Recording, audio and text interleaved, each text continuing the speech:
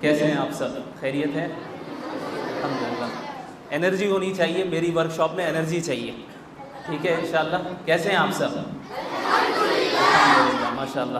سب سے پہلے میں امید اکیڈمی کی جو مکمل ٹیم ہے، خصوصاً ہمارے بھائی ولی رحمانی صاحب، ان تمام حضرات کا شکر گزار ہوں کہ ایک بہت ہی یونیک اور اہم ٹاپک پر انہوں نے ورکشاپ کو کنڈکٹ کیا ہے، اور خصوصاً آپ حضرات کے لیے، تاکہ آپ لوگوں کو محرم کے پیچھے کیا اصل کانسیپٹ ہے اسلام کا، اور محرم میں ہمیں کن چیزوں کو کرنا چاہیے اور کن چیزوں کو نہیں کرنا چاہیے، اس کا نالج اور اس کا علم ہمارے پاس ہونا چاہیے یا نہیں؟ یس انشاءاللہ۔ تو بغیر کسی تاخیر کے ہم ورکشاپ کی ابتدا کرتے ہیں۔ آج کی ورکشاپ میں انشاءاللہ ہم 4-5 چیزوں کو کور کریں گے۔ سب سے پہلے ہمیں یہ دیکھنا ہے کہ محرم کیسا مہینہ ہے، محرم کون سا مہینہ ہے، کیا محرم کے کیا ورچیوز ہیں، ان کے فضائل کیا ہے، اس کی کیا خصوصیت ہے، اس کی کیا امپورٹنس ہے، اس کی کیا حیثیت ہے، ہمیں یہ سب سے پہلے جاننا ہے۔ اور پھر یہ امپورٹنس اس مہینے کی کیوں ہے، اور رسول اللہ صلی اللہ علیہ وسلم نے اس مہینے کے بارے میں، اس منتھ کے بارے میں ہمیں کیا بتایا ہے، ہمیں کیا کرنا چاہیے۔ انشاءاللہ سب سے پہلا ٹاپک یہ ہے، اور اس کے بعد پھر ہم جانیں گے کہ اہل البیت کسے کہتے ہیں، کون ہے وہ افراد، اسپیشل پیپل، چند ایسے اسپیشل پیپل ہیں from the companions of prophet Muhammad صلی اللہ علیہ وسلم، جن کا ایک اپنا الگ اسٹیٹس ہے، ان کا اپنا ایک الگ مقام ہے، اور ان کے بارے میں انشاءاللہ تعالی ہم کچھ تفصیل کے ساتھ، ڈیٹیل کے ساتھ جاننے کی کوشش کریں گے۔ پھر اس کے بعد آپ لوگوں نے ہر سال کربلا کے بارے میں سنا ہوگا، کتنوں نے سنا ہے کربلا؟ ہاں، لیکن کتنوں کو پتہ ہے کہ کربلا کیا ہوتا ہے؟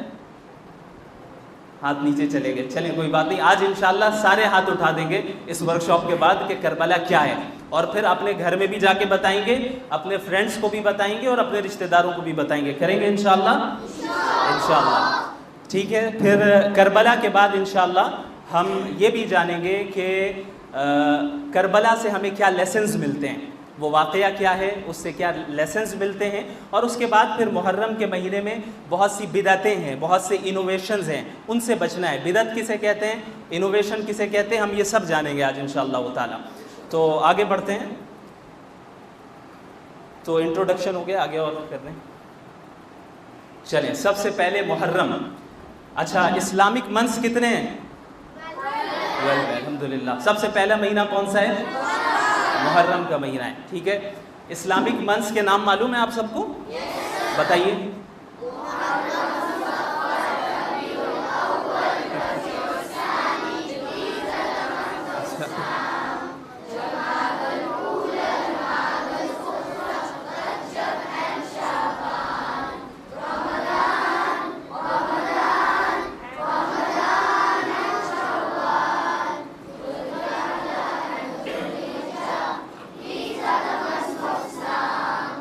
ماشاءاللہ، بہت بہت خوشی ہوئی مجھے یہ سن کر۔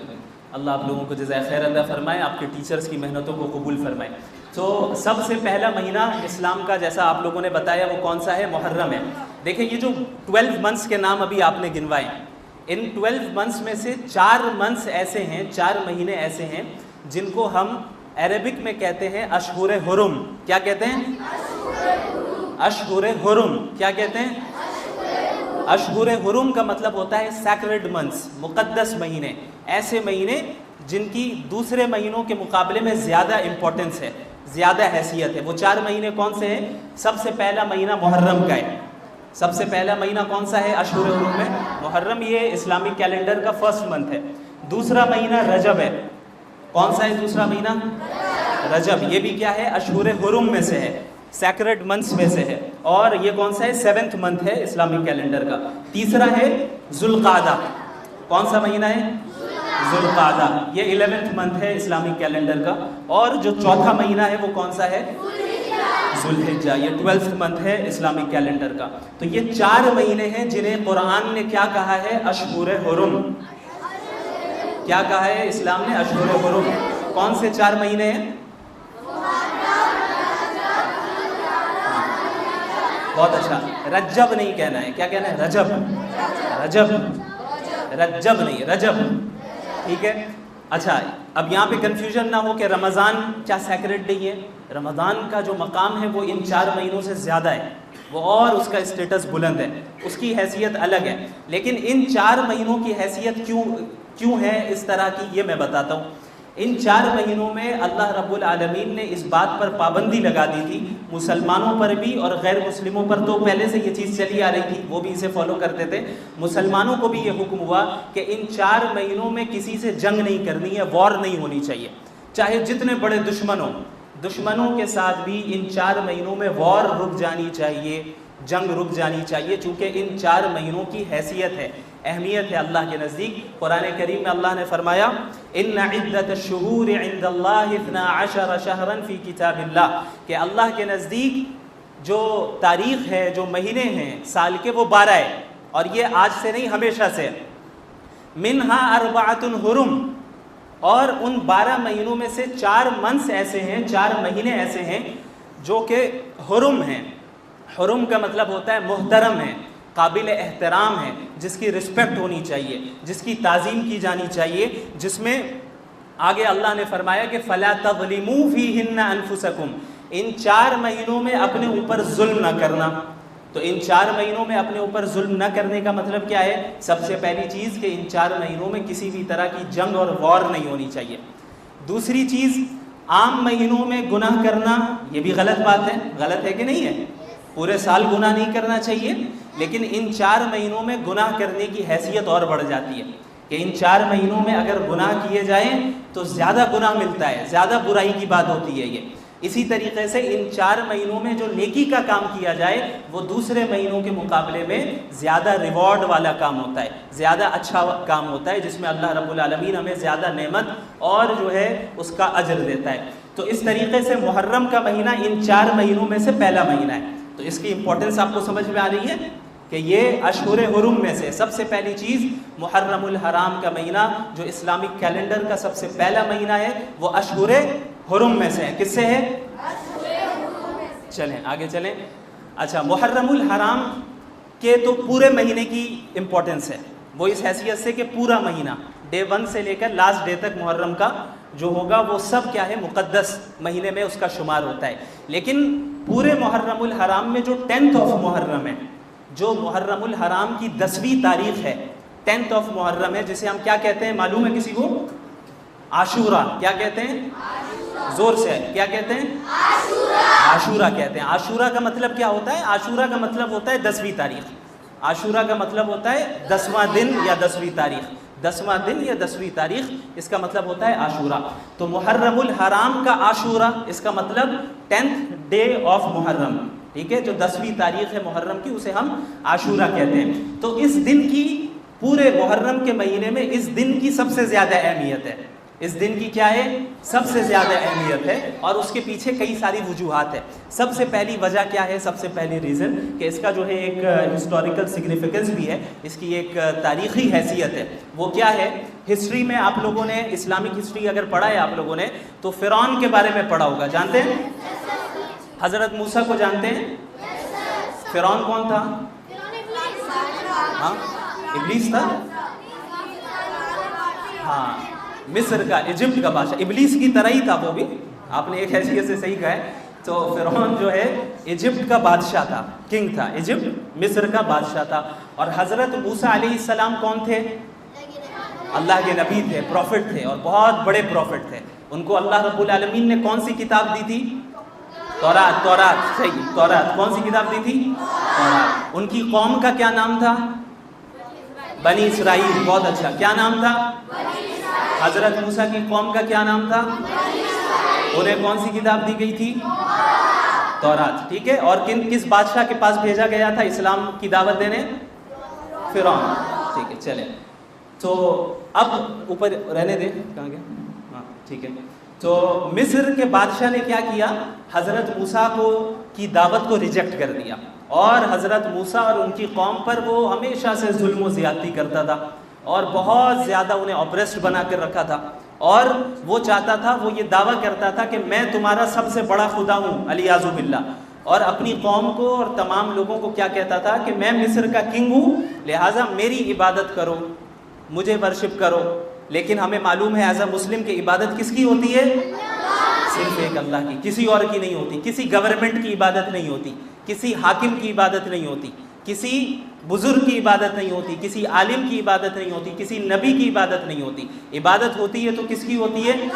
صرف اللہ رب العالمین کی عبادت ہوتی ہے. اور پروفٹس کو بھیجا ہی اسی لیے گیا تاکہ وہ ہم لوگوں کو اللہ رب العالمین سے ڈائریکٹ جوڑ دیں، اللہ رب العالمین کی معرفت ہمیں دیں کہ ہم اللہ کو پہچان لیں کہ ان کی عبادت کیسی کرنی ہے. بہرحال فرعون نے ریجیکٹ کیا اور حضرت موسیٰ اور بنی اسرائیل پر بہت ظلم کرتا رہا، یہاں تک کہ اللہ رب العالمین نے انہیں حکم دیا حضرت موسیٰ کو کہ آپ بنی اسرائیل کو لے کر ایجپٹ کو چھوڑ کر چلے جائیں. کیا حکم دیا؟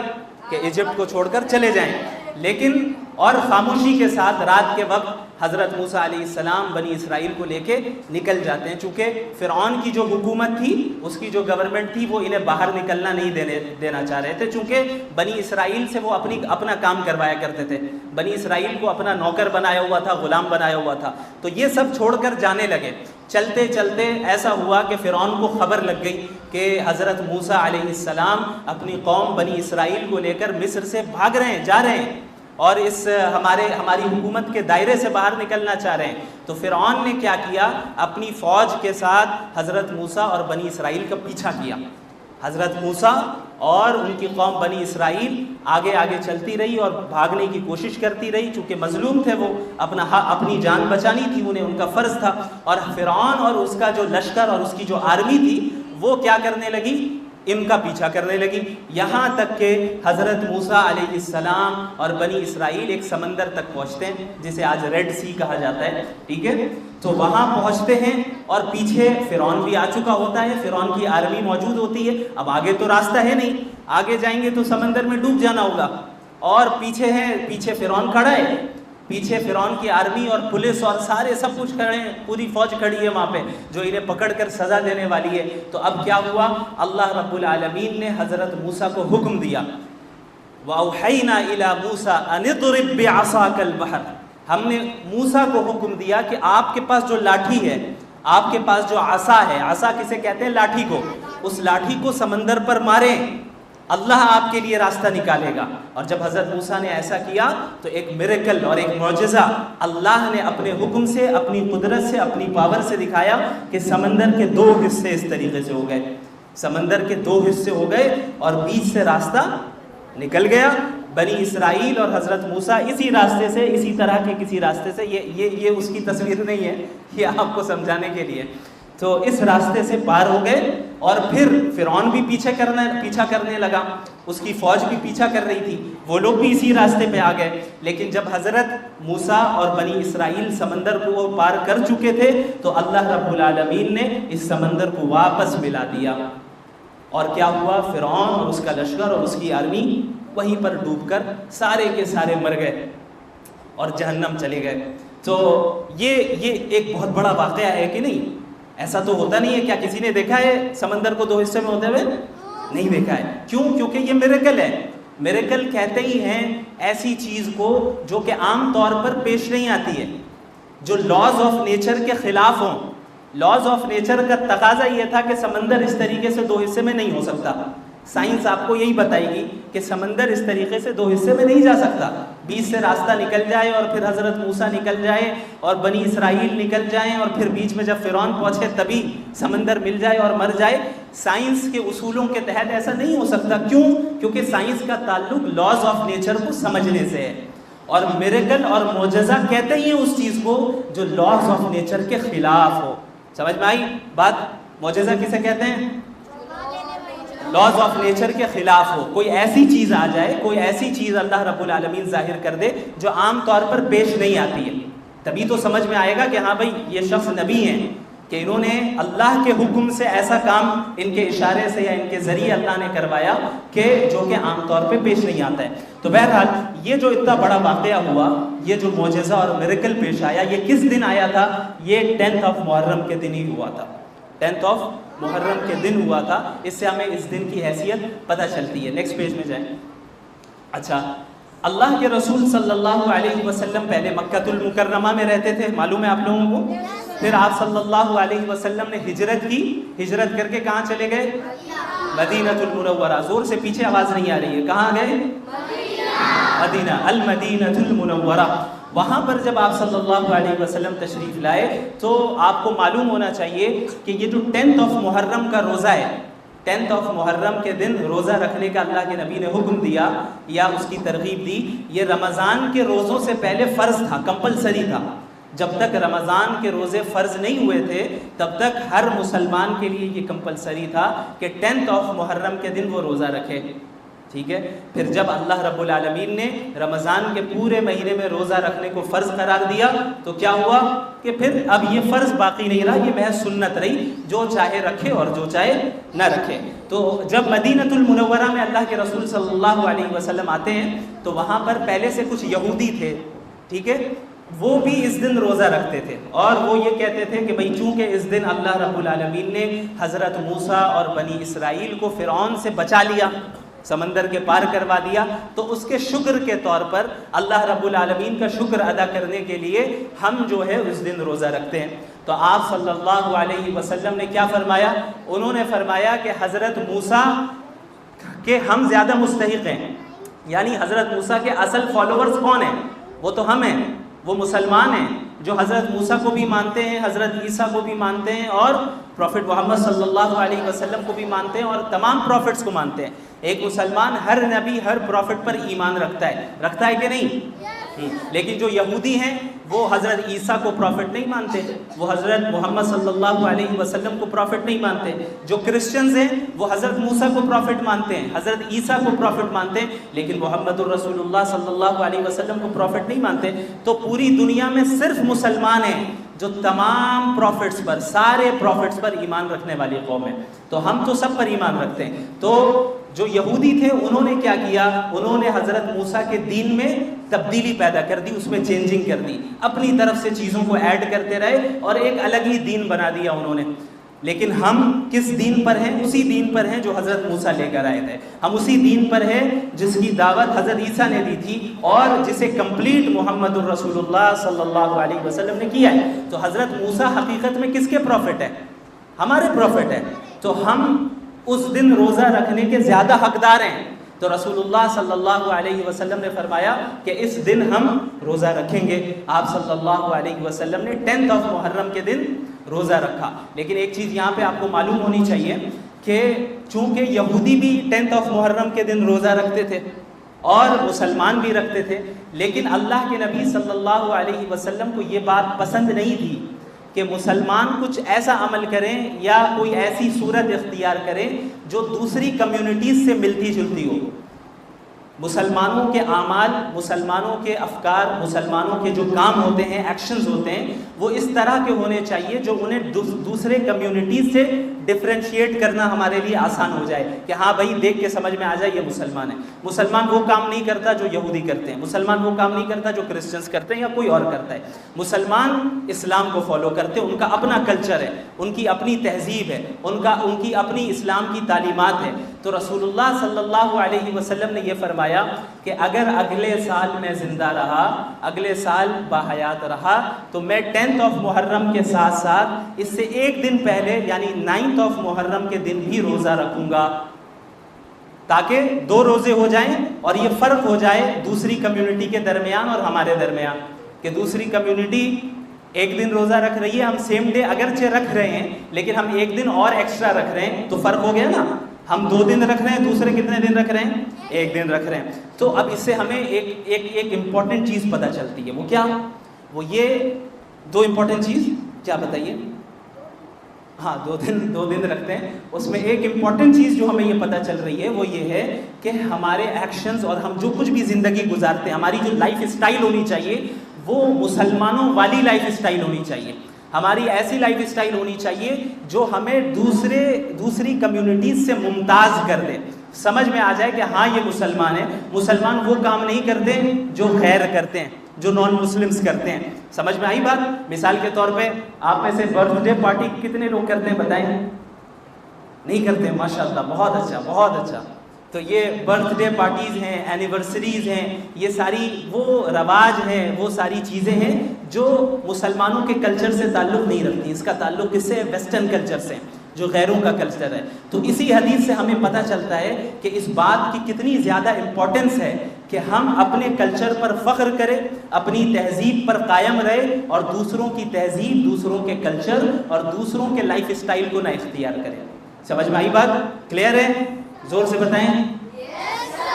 ہاں. تو اللہ کے نبی صلی اللہ علیہ وسلم 10 محرم کے دن روزہ رکھتے تھے. اچھا، 10 محرم کے دن روزہ رکھنے کی ایک فضیلت ہے، یعنی اس کا ایک بہت بڑا فائدہ ہے. آپ میں سے کسی کو پتہ ہے کیا فائدہ ہے؟ نہیں؟ دیکھیں، اللہ کے نبی، صحیح مسلم کی روایت ہے کہ اللہ کے رسول صلی اللہ علیہ وسلم نے فرمایا کہ جو شخص بھی 10 محرم کے دن روزہ رکھے گا، اللہ رب العالمین اس روزے کے ذریعے اس کے پچھلے 1 سال کے گناہوں کو معاف کر دیں گے. کتنے؟ پچھلے 1 سال کے گناہ کو معاف کر دیں گے، صرف ایک روزے کے ذریعے. یہ کتنی بڑی فضیلت ہے کہ نہیں؟ تو اس دن روزہ رکھنا چاہیے ہمیں. سب نہیں رکھنا چاہ رہے میرے خیال سے. اللہ تعالیٰ سب رکھیں گے.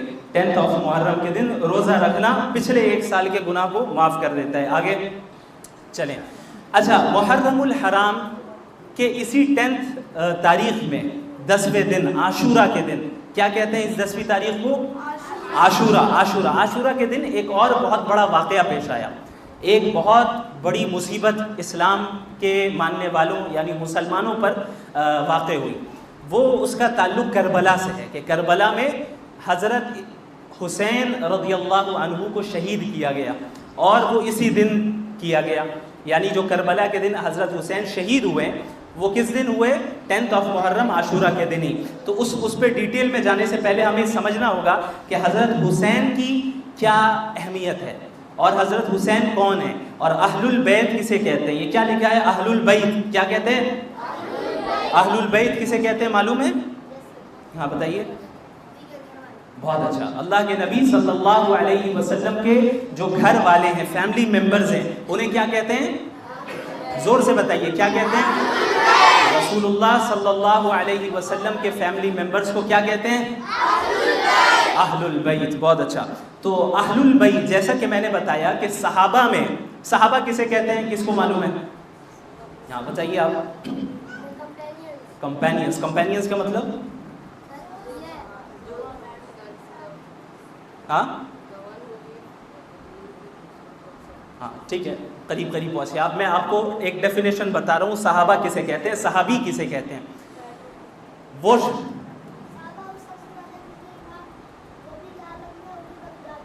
بہت اچھا، ماشاءاللہ. کیا نام ہے آپ کا؟ شیخ شجان. ماشاءاللہ بہت اچھا، بالکل صحیح کہا انہوں نے. جس شخص نے اپنی زندگی میں رسول اللہ صلی اللہ علیہ وسلم کو دیکھا ہو، سب سے پہلی چیز، جس شخص نے اپنی زندگی میں رسول اللہ صلی اللہ علیہ وسلم کو دیکھا ہو. دوسری چیز، 3 پوائنٹس کا ہونا ضروری ہے صحابی ہونے کے لیے. ٹھیک ہے، 3 پوائنٹس کا ہونا ضروری ہے. سب سے پہلی چیز، جس نے رسول اللہ صلی اللہ علیہ وسلم کو، زور سے بتائیں، جس نے دیکھا ہو. پوائنٹ نمبر 2، اور رسول اللہ صلی اللہ علیہ وسلم پر ایمان لایا ہو، یعنی وہ مسلمان ہو گیا ہو. پوائنٹ نمبر 2، وہ مسلمان ہو گیا ہو. پوائنٹ نمبر 2، مسلمان ہو گیا ہو. پوائنٹ نمبر 3، کہ مسلمان ہو کر ہی مرا ہو، ان کا انتقال اسی حال میں ہوا ہو، وہ اس دنیا سے اس حال میں ہی رخصت ہوئے ہوں کہ وہ مسلمان تھے. یعنی رسول اللہ صلی اللہ علیہ وسلم کو دیکھا ہو اور ان پر ایمان لے آیا ہو اور اسلام کی حالت میں ہی ان کا انتقال ہوا ہو. یہ 3 پوائنٹ جن کے اندر پائے جائیں گے وہ کون ہیں؟ صحابی ہیں. کون ہے؟ صحابی ایک اور کئی سارے ہوئے تو صحابہ. جیسے ایک اسٹوڈنٹ ہو تو ہم کیا کہتے ہیں؟ اسٹوڈنٹ. کئی سارے اسٹوڈنٹ ہو تو اسٹوڈنٹس پلورل فارم ہے اور اسٹوڈنٹ سنگولر فارم ہے. اسی طریقے سے صحابی سنگولر فارم ہے. ایک ہو تو صحابی، کئی سارے ہو تو صحابہ. تو آپ صلی اللہ علیہ وسلم کے صحابہ بہت سارے تھے، لاکھوں میں ان کی تعداد تھی، 1 لاکھ سے زائد ان کی تعداد تھی. تو صحابہ کا جو مقام ہے، وہ ان کا جو اسٹیٹس ہے، وہ عام مسلمانوں کے مقابلے میں بہت بلند ہے، چونکہ یہ وہ ہیں جنہوں نے اللہ کے رسول صلی اللہ علیہ وسلم کی اس وقت مدد کی، اس وقت ہیلپ کی ان کی دعوت اور اسلام کو عام کرنے میں جس وقت انہیں مدد کی ضرورت تھی، اور اللہ رب العالمین نے انہیں سلیکٹ کیا تھا تمام انسانیت میں جو پروفٹ محمد صلی اللہ علیہ وسلم کے کمپینینز بن سکے، ان کے صحابہ بن سکے۔ تو انہی کمپینینز میں اللہ کے نبی صلی اللہ علیہ وسلم کے فیملی ممبرز بھی تھے، بہت سارے تھے کہ نہیں تھے؟ تو ان فیملی ممبرز کو ہم کیا کہتے ہیں؟ اہل البیت کہتے ہیں۔ تو ان کا اہل البیت کا ظاہر ہے اللہ کے رسول کی جو حیثیت ہے، جو اسٹیٹس ہے، وہ کتنا بڑا ہے۔ رسول اللہ صلی اللہ علیہ وسلم تمام پروفٹس میں سب سے افضل پروفٹ ہے، جن کا اسٹیٹس رینک سب سے درجے میں اونچا ہے کہ نہیں؟ تو آپ صلی اللہ علیہ وسلم کے گھر والوں کی بھی تو ویسی حیثیت ہوگی کہ آپ صلی اللہ علیہ وسلم کو اپنے گھر والوں سے کتنی محبت ہوگی، اپنے فیملی ممبر سے کتنی زیادہ محبت ہوگی۔ تو چونکہ رسول اللہ صلی اللہ علیہ وسلم سے ان حضرات کا اہل البیت کا تعلق ہے، لہٰذا ہم ان کا احترام کرتے ہیں اور ہم بھی ان سے محبت کرتے ہیں اور ان کی رسپیکٹ کرتے ہیں۔ ٹھیک ہے، آگے چلیں۔ اہل البیت میں کئی سارے لوگ ہیں، اس چیز کو ذہن میں رکھیں۔ اہل البیت میں کئی سارے لوگ ہیں جن میں پروفٹ محمد صلی اللہ علیہ وسلم کی وائفز بھی ہیں، جو آپ صلی اللہ علیہ وسلم کی زوجات اور ان کی وائفز ہیں، جنہیں ہم امہات المومنین کہتے ہیں۔ کیا کہتے ہیں؟ امہات المومنین، مدرز آف دی بلیورز۔ وہ کیا ہیں؟ وہ بھی اہل البیت میں شامل ہیں، اور ان کے علاوہ آپ صلی اللہ علیہ وسلم کے کزنز ہیں، وہ بھی شامل ہیں۔ آپ صلی اللہ علیہ وسلم کی 4 بیٹیاں تھیں، معلوم ہے کون کون؟ حضرت زینب، حضرت رقیہ، حضرت ام کلثوم اور حضرت فاطمہ، حضرت فاطمہ رضی اللہ عنہن اجمعین۔ تو یہ 4 بھی کیا ہیں؟ جو ڈاٹرز آپ صلی اللہ علیہ وسلم کی، یہ بھی اہل البیت میں شامل ہے۔ تو اہل البیت میں کئی سارے لوگ ہیں، لیکن آج ہم سب پہ بات نہیں کریں گے۔ ان اہل البیت میں 4 پرسنالٹیز ایسی ہیں جن کو بہت زیادہ اہمیت حاصل ہے۔ کتنی پرسنالٹیز ہیں؟ 4 پرسنالٹیز ایسی ہیں جن کو بہت زیادہ اہمیت حاصل ہے۔ سب سے پہلے حضرت فاطمہ رضی اللہ عنہ۔ حضرت فاطمہ کون تھی؟ بیٹی تھی، ڈاٹر تھی، ٹھیک ہے۔ اچھا، دوسرے ہیں حضرت علی رضی اللہ عنہ۔ حضرت علی کون تھے؟ خلیفہ بھی تھے، لیکن اللہ کے رسول کے کون تھے رشتہ دار میں، فیملی ممبرز میں؟ ہاں، سب سے پہلے کزن تھے۔ کیا تھے؟ کزن تھے، اور اسی وجہ سے یہ اہل البیت میں شامل ہیں، ٹھیک ہے، کزن تھے۔ دوسری چیز، آپ صلی اللہ علیہ وسلم کے سن ان لا تھے، یعنی داماد تھے۔ حضرت فاطمہ کا نکاح کن سے ہوا تھا؟ حضرت علی رضی اللہ عنہ سے، اور اللہ کے نبی صلی اللہ علیہ وسلم نے فرمایا کہ اللہ نے مجھے حکم دیا کہ میں فاطمہ کا نکاح علی سے کرواؤں۔ یہ کتنی بڑی فضیلت ہے کہ اس کا حکم کہاں سے آ رہا ہے؟ اللہ کی طرف سے۔ تو حضرت علی رضی اللہ عنہ کرم اللہ وجہہ اور حضرت فاطمہ رضی اللہ عنہا، ان کی بڑی حیثیت ہے۔ آپ کو کس طریقے سے وہ آگے بتاؤں گا۔ اچھا، ان دونوں کا نکاح ہوا تھا، تو انہیں اللہ رب العالمین نے 2 بیٹوں سے نوازا تھا۔ ایک بیٹے کا نام کیا ہے؟ حضرت حسن رضی اللہ عنہ۔ یہ اللہ کے رسول کے کون لگے؟ ہاں، نواسے، ٹھیک ہے، گرینڈ سن۔ اور دوسرے بیٹے کون ہیں؟ حضرت حسین۔ حضرت حسن بڑے ہیں، حضرت حسین ان کے چھوٹے بھائی ہیں، ٹھیک ہے۔ حضرت حسین کون لگے اللہ کے رسول کے؟ گرینڈ سن لگے۔ اللہ کے رسول حضرت حسین کے کون لگے؟ گرینڈ فادر لگے، نانا لگے، ٹھیک ہے، سمجھ میں آئی بات؟ تو یہ 4 شخصیت ایسی ہیں جن کو اہل البیت میں بڑا درجہ حاصل ہے۔ اب وہ کیوں حاصل ہے وہ آگے دیکھتے ہیں۔ آئے حضرت فاطمہ رضی اللہ عنہا۔ حضرت فاطمہ رضی اللہ عنہا رسول اللہ صلی اللہ علیہ وسلم کی ایسی بیٹی تھی جن سے اللہ کے نبی صلی اللہ علیہ وسلم کو بہت زیادہ محبت تھی، بہت زیادہ پیار تھا اور بہت لو کرتے تھے۔ سب سے پہلی چیز اللہ کے نبی نے ان کے متعلق فرمایا۔ اچھا، حضرت فاطمہ رضی اللہ عنہا کی فضیلت میں، ان کی حیثیت اور اہمیت میں کئی سارے نریشنز ہیں، کئی ساری روایتیں، لیکن سب پر بات نہیں کرنی ہے۔ 2-4 چیزیں۔ اللہ کے رسول صلی اللہ علیہ وسلم نے فرمایا کہ فاطمہ از اے پارٹ آف می، کہ فاطمہ مجھ سے ہے، یعنی آپ صلی اللہ علیہ وسلم کی بیٹی ہیں، تو گویا آپ صلی اللہ علیہ وسلم نے یہ فرمایا کہ یہ میرے جسم کا حصہ ہے۔ اب آپ بتاؤ اللہ کے نبی کے جسم کی کتنی حیثیت ہے کہ نہیں ہے؟ تو اللہ کے نبی کے جسم کا حصہ جو ہوگی اس کی حیثیت ہوگی کہ نہیں ہوگی؟ اس کی امپورٹنس ہوگی یا نہیں ہوگی؟ حضرت فاطمہ کے متعلق فرمایا کہ فاطمہ مجھ سے ہیں، اور آپ صلی اللہ علیہ وسلم نے فرمایا من اغضبها فقد اغضبنی، جو فاطمہ کو ناراض کرے گا وہ مجھے ناراض کرے گا۔ جو فاطمہ کو ناراض کرے گا وہ مجھے ناراض کرے گا۔ اب آپ اس سے اندازہ لگائیں کہ رسول اللہ صلی اللہ علیہ وسلم کو اپنی بیٹی حضرت فاطمہ رضی اللہ عنہا سے کتنی زیادہ محبت تھی۔ اس کے بعد آپ صلی اللہ علیہ وسلم نے 4 عورتوں کا نام لیا، اور 4 عورتوں کا نام لے کر فرمایا کہ یہ سیدات نساء اہل الجنہ ہے، کہ جنت میں عورتوں کی سردار ہوں گی، ان میں سے ایک حضرت فاطمہ رضی اللہ عنہا ہے، جو کون ہوں گی جنت میں؟ تمام عورتوں کی سردار۔ سردار سے مطلب ان کا ایک اسٹیٹس ہوگا، ظاہر ہے جنت میں سب اپنی اپنی جنت میں رہیں گے، جو چاہے گا وہ کرے گا، وہاں پہ اللہ کی نعمتوں میں رہے گا، لیکن یہ درجہ اور یہ رینک اللہ رب العالمین نے حضرت فاطمہ کو اور ان کے علاوہ اور 3 لوگوں کو دیا جو کہ جنت میں تمام عورتوں کی سردار ہوں گی۔ یہ درجہ کیوں ملا؟ صرف رسول اللہ کی رشتہ داری کی وجہ سے نہیں ملا۔ اسلام میں یہ سسٹم نہیں ہے کہ تم میرے رشتہ دار ہوگے تو کب بچ جاؤ گے، نہیں، ان کی قربانیوں کی وجہ سے اور ان کے تقوی کی وجہ سے، ان کی دینداری کی وجہ سے اللہ رب العالمین نے انہیں یہ درجہ دیا۔ اور پروفٹ محمد صلی اللہ علیہ وسلم کی محبوب ترین بیٹی تھی، وہ تو اپنی جگہ پر ہے۔ یاد ہونا چاہیے، آپ کو معلوم ہونا چاہیے کہ رسول اللہ صلی اللہ علیہ وسلم نے انہی سے فرمایا تھا حضرت فاطمہ سے کہ میری بیٹی تمہیں اس دنیا میں مجھ سے جو چاہیے لے لو، قیامت کے دن میں تمہیں اللہ سے نہیں بچا پاؤں گا، وہاں تو تمہارے اعمال کام آنے والے ہیں، وہاں تمہارا اپنا ایمان کام آنے والا ہے۔ اب آپ سمجھیے کہ جو بڑے بڑے بادشاہ گزرے ہیں وہ کیا کرتے ہیں؟ اپنے گھر والوں کو پیسے دیتے ہیں، خود پیسوں میں رہتے ہیں، اپنے فالوورز سے کام کرواتے ہیں، اور عیش اور عشرت والی زندگی، لگژریس لائف گزارتے ہیں، اور اپنی فیملی ممبرز کو اپنے بات کیا کرتے ہیں؟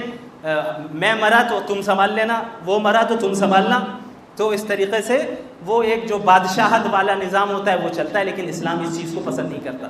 اسلام میں کامیاب وہ شخص ہے جو ایمان لے آئے اور اپنے اعمال کو درست کرے، اس کے اچھے ایکشنز ہو، چاہے وہ کسی بھی خاندان سے تعلق رکھتا ہو، چاہے وہ اہل بیت سے ہو یا اہل بیت سے نہ ہو، چاہے اس کا تعلق سعودی عرب سے ہو یا انڈیا سے ہو، امریکہ سے ہو، چائنا سے ہو، کہیں سے ہو۔ یہ جو باؤنڈریز ہے کنٹریز کے، یہ ہمیں اس چیز سے ہمارے درمیان فرق نہیں کر سکتے کہ کوئی انڈین ہونے کی وجہ سے امریکن پر فوقیت رکھ لے کہ بھائی انڈین زیادہ اچھے ہیں چونکہ انڈیا کے ہیں، چائنیز زیادہ اچھے ہیں چونکہ چائنا کے۔ ایسا نہیں ہوتا۔ اللہ کے نزدیک اچھے کون ہیں؟ جو ایمان والے ہیں اور اچھے اعمال کرتے ہیں۔ ایمان والے اور اچھے اعمال کرتے ہیں، چاہے گورے ہوں یا کالے ہوں، چاہے غریب ہو یا امیر ہو سکتا ہے ایک امیر اچھا نہ ہو اللہ کے نزدیک، اور ایک جو غریب ہو جس کے پاس کچھ پیسے نہیں ہیں وہ اللہ کے نزدیک زیادہ اچھا ہو سکتا ہے کہ ایک ایسا انسان جو ایسے کنٹری سے تعلق رکھتا ہے جہاں پہ زیادہ ڈیولپمنٹ نہیں ہے وہ اللہ کے نزدیک زیادہ اچھا ہو اس شخص کے مقابلے میں جو ایسے کنٹری میں ہے جو سو کالڈ ڈیولپڈ کنٹریز کہلاتے ہیں۔ بہرحال تو حضرت فاطمہ رضی اللہ عنہا کون ہے؟ Leader of the women in جنہ۔ اچھا، حضرت فاطمہ رضی اللہ عنہا بھی اللہ کے رسول صلی اللہ علیہ وسلم سے بہت زیادہ محبت کرتی تھی۔ اللہ کے نبی صلی اللہ علیہ وسلم جب مکہ میں تھے تو آپ کو معلوم ہونا چاہیے کہ جو نان مسلمز تھے وہ اللہ کے رسول پہ بہت ظلم کرتے تھے۔ ایک بار کیا ہوا کہ اللہ کے رسول صلی اللہ علیہ وسلم کعبہ کے سامنے نماز پڑھ رہے تھے اور سجدے میں تھے، تو ان بعض نان مسلمز نے کیا کیا کہ کچڑے کو اور گندگی کو لا کر رسول اللہ صلی اللہ علیہ وسلم کے جسم پر ڈال دیا، اور وہ اتنا بھاری تھا کہ آپ صلی اللہ علیہ وسلم سجدے سے اٹھ نہیں پا رہے تھے۔ حضرت فاطمہ نے دیکھا اور روتے ہوئے دوڑتے ہوئے اللہ کے نبی صلی اللہ علیہ وسلم کے پاس آئی اور آپ صلی اللہ علیہ وسلم کے جسم کو صاف کیا۔ یہ ان کا مقام ہے۔ اسی طریقے سے جب رسول اللہ صلی اللہ علیہ وسلم کا انتقال ہوا، اس سے کچھ دن پہلے جب وفات ہونے والی تھی، انتقال ہونے والا تھا، کچھ دن پہلے حضرت فاطمہ رضی اللہ عنہا کو اللہ کے نبی نے بلایا اور ان کے کان میں ایک بات کہی جس کو سن کر حضرت فاطمہ رونے لگی۔ پھر دوبارہ انہیں بلایا اور پھر ان کے کان میں دوسری بات کہی جن کو سن کر حضرت فاطمہ ہنسنے لگی۔ بعد میں حضرت عائشہ رضی اللہ عنہا نے حضرت فاطمہ سے پوچھا کہ اللہ کے رسول نے آپ کو کیا بتایا تھا؟ کہ پہلے جو بتایا آپ رونے لگی، پھر بتایا دوسری بات جب بتائی انہوں نے تو آپ ہنسنے لگی۔ تو انہوں نے بتایا کہ پہلی بات جو رسول اللہ صلی اللہ علیہ وسلم نے مجھے بتائی وہ یہ ہے کہ اب میرا انتقال ہونے والا ہے، اب میں اس دنیا سے جانے والا ہوں۔ تو رسول اللہ صلی اللہ علیہ وسلم کی محبت میں حضرت فاطمہ رونے لگی۔ پھر دوسری مرتبہ جب حضرت فاطمہ کو اللہ کے نبی نے قریب کیا تو ان سے فرمایا کہ تم خوش رہو، کیونکہ میرے بعد سب سے پہلے مجھ سے ملنے جو آنے والی ہے وہ تم ہی ہو، یعنی میرے بعد اہل بیت میں جس کا سب سے پہلے انتقال ہوگا وہ تم ہی ہوگی۔ یہ سن کر میں خوش ہو گئی کہ زیادہ دن جدائی نہیں ہے، بلکہ چند دنوں کے بعد اللہ کے نبی صلی اللہ علیہ وسلم اپنے والد کے پاس میں بھی پہنچ جاؤں گی۔ اور ایسا ہی ہوا، اللہ کے رسول کے انتقال کے صرف 6 منتھس کے بعد حضرت فاطمہ کا انتقال ہو جاتا ہے، اور یہ اہل البیت میں سب سے پہلی ہوتی ہیں جن کا آپ صلی اللہ علیہ وسلم کے بعد ان کی وفات ہوتی ہے۔ اب آئے حضرت علی رضی اللہ عنہ، ان کا جو مقام ہے وہ ہم سب جانتے ہیں۔ سب سے پہلے آپ کو معلوم ہونا چاہیے، تھوڑا سا اوپر کریں، کچھ اور ہے شاید نیچے، یہ خلیفہ راشد ہے، خلیفہ راشد، 4th خلیفہ آف اسلام۔ جانتے ہیں آپ کتنے خلیفہ ہیں اسلام کے؟ کون کون؟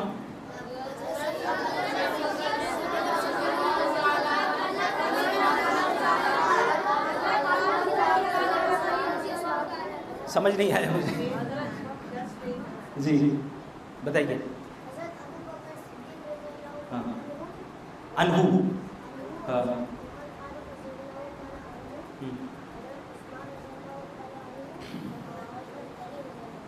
پیچھے سے کوئی بتائیں، گرل سیکشن سے 4 خلیفہ کون ہیں اسلام کے خلیفہ؟ جی بتائیے۔ ہاں عمر بن عفان، عمر الفاروق یا عمر بن خطاب؟ ٹھیک ہے، بہت اچھا۔ ہاں عثمان بن عفان۔ اچھا، اس ورک شاپ کے بعد جب آپ سے پوچھیں گے کتنے خلیفہ تھے تو اب آپ 4 نہیں 5 کہیں گے، وہ کیوں میں بتاؤں گا انشاءاللہ تعالی۔ تو حضرت علی رضی اللہ عنہ کون ہیں؟ حضرت علی رضی اللہ عنہ 4th خلیفہ راشد ہیں۔ سب سے پہلے حضرت ابو بکر کا مقام ہے رضی اللہ عنہ، پھر حضرت عمر، پھر حضرت عثمان، پھر اس کے بعد چوتھا اسٹیٹس کن کا ہے؟ حضرت علی بن ابی طالب رضی اللہ عنہ، جو کہ 4th خلیفہ راشد ہیں۔ اچھا، ان کے متعلق احادیث میں بہت ساری حدیثیں ہیں جن میں ان کی فضیلت کو اور ان کی خصوصیت، ان کی اہمیت اور ان کا جو اسٹیٹس ہے اس کو اللہ کے نبی نے بیان کیا ہے، لیکن یہاں پہ 2 کا میں نے ذکر کیا ہے۔ ایک یہ ہے کہ ایک مرتبہ اللہ کے نبی صلی اللہ علیہ وسلم نے حضرت علی کا ہاتھ پکڑا اور ہاتھ پکڑ کر کہا، ہاتھ اٹھا کر، کہ من کنت مولاہ فعلی مولا۔ کیا کہا؟ من کنت مولاہ فعلی مولا، کہ میں جس کا سردار ہوں، میں جس کا دوست ہوں، علی بھی اس کا دوست ہے۔ ایسا نہیں ہو سکتا کہ جو مجھ سے دوستی رکھتا ہو وہ علی سے دشمنی کرے، ایسا نہیں ہو سکتا جو علی سے دوستی رکھتا ہو وہ مجھ سے دشمنی کرے۔ من کنت مولاہ فعلی مولا، جو میرا دوست ہے وہ علی کا بھی دوست ہے، یعنی میں جس کا دوست ہوں، میں جس کا لیڈر ہوں، میں جس کا سردار ہوں، علی بھی اس کا سردار ہے۔ یعنی ایک مسلمان وہ ہوتا ہے جو حضرت علی رضی اللہ عنہ کو برا بھلا نہیں کہتا، انہیں بھی خلیفہ راشد اور 4th خلیفہ راشد مانتا ہے اور ان کے فضائل کا اعتراف کرتا ہے اور ان کی رسپیکٹ کرتا ہے۔ تو یہ ایک بہت بڑی فضیلت ہے۔ اس کے بعد اللہ کے نبی نے دعا دی حضرت علی کو، کیا دعا دی؟ اللہم والی من والاہ وعاد من عاداہ، کہ اے اللہ جو علی سے دوستی رکھے تو بھی اس سے دوستی رکھ، اور جو علی سے دشمنی رکھے تو بھی اس سے دشمنی رکھ۔ یہ کتنی بڑی بات ہے کہ اللہ کی دوستی اس کو حاصل ہوگی جو حضرت علی سے دوستی رکھے گا، جو حضرت علی کا ہوگا، جو حضرت علی کے خلاف نہیں ہوگا، حضرت علی کو برا بھلا نہیں کہے گا اور حضرت علی کو باطل پہ نہیں کہے گا۔ اسی طریقے سے جو حضرت علی سے دشمنی رکھے گا وہ کیا ہے؟ وہ حقیقت میں اللہ سے دشمنی کر رہا ہے۔ جو حضرت علی کو باطل پہ کہتا ہے علیہ باللہ، جیسا کہ ایسے بہت سے فرقے آئے اسلام میں جو باطل گمراہ فرقے تھے جنہوں نے حضرت علی کو کافر تک کہا علیہ باللہ ثم علیہ باللہ، تو ظاہر ہے وہ اللہ سے محبت کرنے والے لوگ نہیں تھے۔ چونکہ اللہ سے محبت کرنے کے لیے ہمیں تمام صحابہ سے، تمام کمپینین سے محبت کرنا ضروری ہے، اور ان کمپینینز میں خصوصاً حضرت علی سے محبت کرنا بھی ہمارے لیے ضروری ہے۔ اسی لیے اللہ کے نبی نے فرمایا کہ اے اللہ جو علی سے دشمنی کرے آپ بھی اس سے دشمنی رکھیں، اور جو علی سے دوستی کرے آپ بھی اس سے دوستی کریں۔ اسی طریقے سے ایک مرتبہ کیا ہوا کہ غزوہ خیبر کے بارے میں سنا ہے آپ لوگوں نے؟ نہیں سنا، انشاءاللہ آگے جا کے پڑھیں گے۔ خیبر ایک جگہ کا نام ہے، وہاں پہ مسلمانوں میں اور یہودیوں کے درمیان وار ہوئی تھی، جنگ ہوئی تھی، تو مسلمانوں کو بہت زیادہ تکلیفوں کا سامنا کرنا پڑا اور وار ختم نہیں ہو رہی تھی، جیت نہیں پا رہے تھے مسلمان. تو اللہ کے رسول صلی اللہ علیہ وسلم نے فرمایا کہ کل کے دن میں ایک ایسے شخص کو فلیگ دوں گا جو آگے بڑھے گا, مقابلہ کرے گا, اور اللہ اس کے ذریعے سے مسلمانوں کو وکٹری دے دے گا, فتح دے دے گا, مسلمان جیت جائیں گے. اور یہ وہ ایسا شخص ہوگا جو اللہ اور اس کے رسول سے محبت کرتا ہے, اور یہ وہ ایسا شخص ہوگا کہ اللہ اور اس کے رسول بھی اس سے محبت کرتے ہیں. اب یہ اتنا بڑا اسٹیٹس صحابہ کرام رضی اللہ عنہم اجمعین میں کتنے ایسے تھے جو چاہتے تھے کہ یہ اسٹیٹس مجھے حاصل ہو جائے. ظاہر ہے ہر شخص چاہے گا کہ یہ اسٹیٹس مجھے حاصل ہو, تاکہ یہ یقین ہو جائے کہ اللہ مجھ سے محبت کرتا ہے, اللہ کے رسول مجھ سے محبت کرتے ہیں. تو اگلے دن رسول اللہ صلی اللہ علیہ وسلم نے اس جھنڈے کو, اس فلیگ کو کس کو دیا؟ حضرت علی بن ابی طالب رضی اللہ عنہ کو. اور ان کے ذریعے سے اس دن کیا ہوئی؟ مسلمانوں کو وکٹری حاصل ہو گئی, جیت حاصل ہو گئی, فتح حاصل ہو گئی. اور اس سے یہ ہمیں پتہ چل گیا کہ حضرت علی بن ابی طالب یہ وہ شخص ہیں جو اللہ اور اس کے رسول سے محبت کرتے ہیں, اور اللہ اور اس کے رسول ان سے محبت کرتے ہیں. جی ہاں, ان کی تلوار کو کہتے تھے. ٹھیک ہے, ہاں جی ہاں. تو انشاءاللہ ان کے متعلق آپ لوگ ڈیٹیل سے ہر ایک صحابی کے متعلق پڑھیں گے آگے جا کے انشاءاللہ. چلیں آگے چلیں. اچھا, ابھی جیسا کہ میں نے بتایا کہ حضرت حسن اور حضرت حسین یہ حضرت علی اور حضرت فاطمہ کے کون تھے؟ بیٹے تھے. اللہ کے نبی کے کون ہوئے؟ گرینڈ سنز ہوئے. ٹھیک ہے, تو ان کی بھی بڑی حیثیت ہے. حضرت حسن بڑے ہیں. اللہ کے رسول صلی اللہ علیہ وسلم نے ایک مرتبہ حضرت حسن کو اپنے قریب کیا اور اپنے گلے سے لگایا اور فرمایا کہ او اللہ, I love him, so please love him and love those who love him. کہ اے اللہ, میں اس حسن سے محبت کرتا ہوں, لہٰذا آپ بھی اس سے محبت کیجئے, اور جو بھی حضرت حسن سے محبت کرے اس شخص سے بھی آپ محبت کیجئے. یعنی اگر ہم حضرت حسن سے محبت کر رہے ہیں تو ہم رسول اللہ کی اس دعا میں شامل ہیں کہ اللہ کے رسول نے ہمارے لیے دعا کی اور اللہ سے کہا کہ یا اللہ مجھ سے اس شخص سے محبت کیجئے. آپ کا کیا نام ہے؟ سمیر. اب جیسے سمیر ہیں یہ حضرت حسن سے محبت رکھتے ہیں, تو اس دعا کے نتیجے میں اللہ سمیر سے محبت رکھے گا اور حضرت حسن سے بھی محبت کرے گا. تو یہ کتنی بڑی چیز ہے. ہر ایک چاہتے ہیں کہ نہیں اللہ ہم سے محبت کرے؟ چاہتے ہیں؟ پیچھے والے نہیں چاہ رہے ہیں؟ چاہ رہے ہیں. تو پھر اس کے لیے ہمیں حضرت حسن رضی اللہ عنہ کی زندگی کو پڑھنا ہے اور ان سے محبت کرنی ہے تاکہ اللہ ہم سے محبت کرے. اسی طریقے سے حضرت حسن کے بارے میں ایک مرتبہ رسول اللہ صلی اللہ علیہ وسلم نے فرمایا کہ یہ جو میرا بیٹا ہے, گرینڈ سن ہے, یہ سید ہے, یہ لیڈر ہے, یہ آگے جا کے مسلمانوں کا لیڈر بنے گا, اور اللہ رب العالمین میرے اس بیٹے کے ذریعے دو مسلمانوں کے دو گروپس کے درمیان جو کانفلکٹ چل رہا ہوگا اس کو سولو کروا دیں گے. یہ جو ہے صلح کروا دیں گے کہ مسلمانوں میں جو ڈویژن پیدا ہو گیا ہوگا, جو یونٹی ختم ہو گئی ہوگی, یہ حضرت حسن, اللہ کے نبی نے فرمایا کہ میرے اس بیٹے کے ذریعے اللہ رب العالمین دوبارہ ان مسلمانوں میں یونٹی قائم کر دے گا. تو یہ رسول اللہ صلی اللہ علیہ وسلم کی پریڈکشن تھی, پیشن گوئی تھی, اور بالکل ایسا ہی ہوا. آگے جا کر بعض مسلمانوں میں کچھ اختلاف ہو گیا اور دو گروپس میں وہ بٹ گئے. دونوں جو ہے چاہتے تھے کہ وہ اسلام کو فالو کریں اور اسلام کو نافذ کریں, لیکن آپس میں کسی وجہ سے کانفلکٹ ہو گیا اور دو ڈویژن ہو گیا اسلام میں, مسلمانوں میں. اسلام میں کبھی بھی ڈویژن نہیں ہوتا, مسلمانوں میں ڈویژن ہو گیا. حضرت حسن رضی اللہ عنہ نے دونوں کے درمیان صلح کروا دی. انہوں نے کیا کیا کہ یہ لیڈر بن گئے تھے, امیر المومنین بن گئے تھے, انہوں نے اپنے آپ کو سرنڈر کر دیا اور کہہ دیا کہ بھائی یہ جو دو گروپس بن گئے مسلمانوں میں, ایک دوسرے سے ہی لڑائی ہو رہی ہے, یہ اچھی چیز نہیں ہے, یہ نہیں ہونا چاہیے, اس لیے میں اپنے عہدے سے دستبردار ہوتا ہوں, مجھے لیڈرشپ نہیں چاہیے, جو دوسرا گروہ ہے وہ ہی انتظام کو سنبھال لیں اور ہم سب مل کر تمام مسلمانوں کو لیڈ کریں گے. اور اس طریقے سے حضرت حسن رضی اللہ عنہ نے مسلمانوں کے دو بڑے گروپس جن کے درمیان کانفلکٹ تھا, لڑائی تھی, اس کو ختم کر دیا. اور رسول اللہ صلی اللہ علیہ وسلم کی وہ پریڈکشن صحیح ثابت ہوئی. یہ رسول اللہ صلی اللہ علیہ وسلم کے سچے نبی ہونے کی دلیل ہے کہ آپ نے ایسی ایسی پریڈکشنز کی ہے, ایسی ایسی باتیں بتائی ہیں فیوچر کے بارے میں, جو آج ہم پچھلے 1400 سال جو تاریخ گزری ہے اسلام کی اس کو دیکھتے ہیں تو پتہ چلتا ہے کہ وہ ساری چیزیں سچ ہو گئی. اسی طریقے سے حضرت حسن 5th خلیفہ راشد ہیں اسلام کے. کون ہے یہ؟ 5th خلیفہ راشد۔ وہ اس طریقے سے کہ اللہ کے رسول صلی اللہ علیہ وسلم نے فرمایا کہ میرے انتقال کے بعد اس امت مسلمہ میں 30 ایئرز تک خلافت رہے گی۔ کتنے سال تک رہے گی؟ 30 ایئرز تک۔ سب سے پہلی خلافت کن کی رہی؟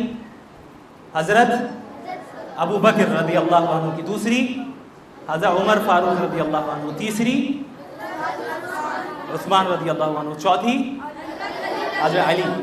ان چاروں کی اگر آپ ڈیوریشن کو دیکھیں کہ کتنے سال ان چاروں کی خلافت چلی ہے، ٹوٹل 29 ایئرز 6 منتھس ہوتے ہیں۔ کتنے ہوتے ہیں؟ 29 ایئرز 6 منتھس چاروں کو ملا کر۔ لیکن اللہ کے رسول نے کیا فرمایا تھا کہ میرے بعد خلافت کتنے سال رہے گی؟ 30 ایئرز، یعنی ابھی 6 مہینے باقی ہیں۔ حضرت علی رضی اللہ عنہ جو کہ آخری 4th خلیفہ راشد تھے، انہیں شہید کر دیا گیا۔ کس وقت؟ کہ جب ابھی ان کی یعنی اس خلافت کے ڈیوریشن میں 29 ایئرز 6 منتھس ہی گزرے تھے، اور ان کے انتقال کے بعد مسلمانوں نے حضرت حسن کو لیڈر بنا دیا، یہ ہو گئے امیر المومنین۔ ٹھیک ہے، تو یہ 6 مہینے تک امیر المومنین رہے، اور 6 مہینے کے بعد انہوں نے اپنے عہدے کو خود چھوڑ دیا تاکہ جو مسلمانوں میں کانفلکٹ تھا، لڑائی تھی، جو ڈویژن تھا، وہ ختم ہو جائے۔ تو 6 مہینے تک یہ رہے خلیفہ۔ اس طریقے سے 30 سال خلافت کے مکمل ہوئے۔ ان کے بعد جو حکومت آئی وہ خلافت نہیں ہے، وہ بادشاہت کا دور شروع ہوا۔ اگرچہ حضرت امیر معاویہ رضی اللہ عنہ، نام سنا ہے آپ نے امیر معاویہ رضی اللہ عنہ کا؟ کتنوں نے سنا ہے؟ آج سن لیجئے۔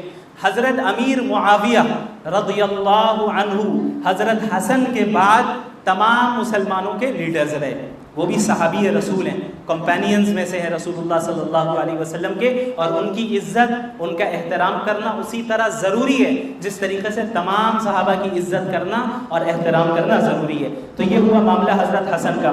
حضرت حسن کے متعلق بعض لوگ کہتے ہیں کہ انہیں زہر دے کر شہید کر دیا گیا۔ حضرت حسین رضی اللہ عنہ جو ان کے چھوٹے بھائی ہیں، جن کا انہی کا تعلق ہے کربلا سے، اور کربلا کا ان سے تعلق ہے، تو اب ہم کربلا کی طرف آگے بڑھ رہے ہیں۔ حضرت حسین کے متعلق بھی اللہ کے نبی صلی اللہ علیہ وسلم نے کیا فرمایا؟ ان سے بڑی محبت کرتے تھے، اور فرمایا Hussain is part of me and I am part of him, کہ اس حسین میرا حصہ ہے اور میں حسین کا حصہ ہوں، یعنی میں حسین میں سے ہوں اور حسین مجھ سے۔ اتنی زیادہ محبت کرتے تھے کہ رسول اللہ صلی اللہ علیہ وسلم نے فرمایا کہ حسین مجھ سے ہیں اور میں حسین سے ہوں۔ شاید ہی کسی اور کے لیے یہ اللہ کے نبی صلی اللہ علیہ وسلم نے فرمایا ہو کہ میں سامنے والے شخص سے ہوں یا اس کا حصہ ہوں۔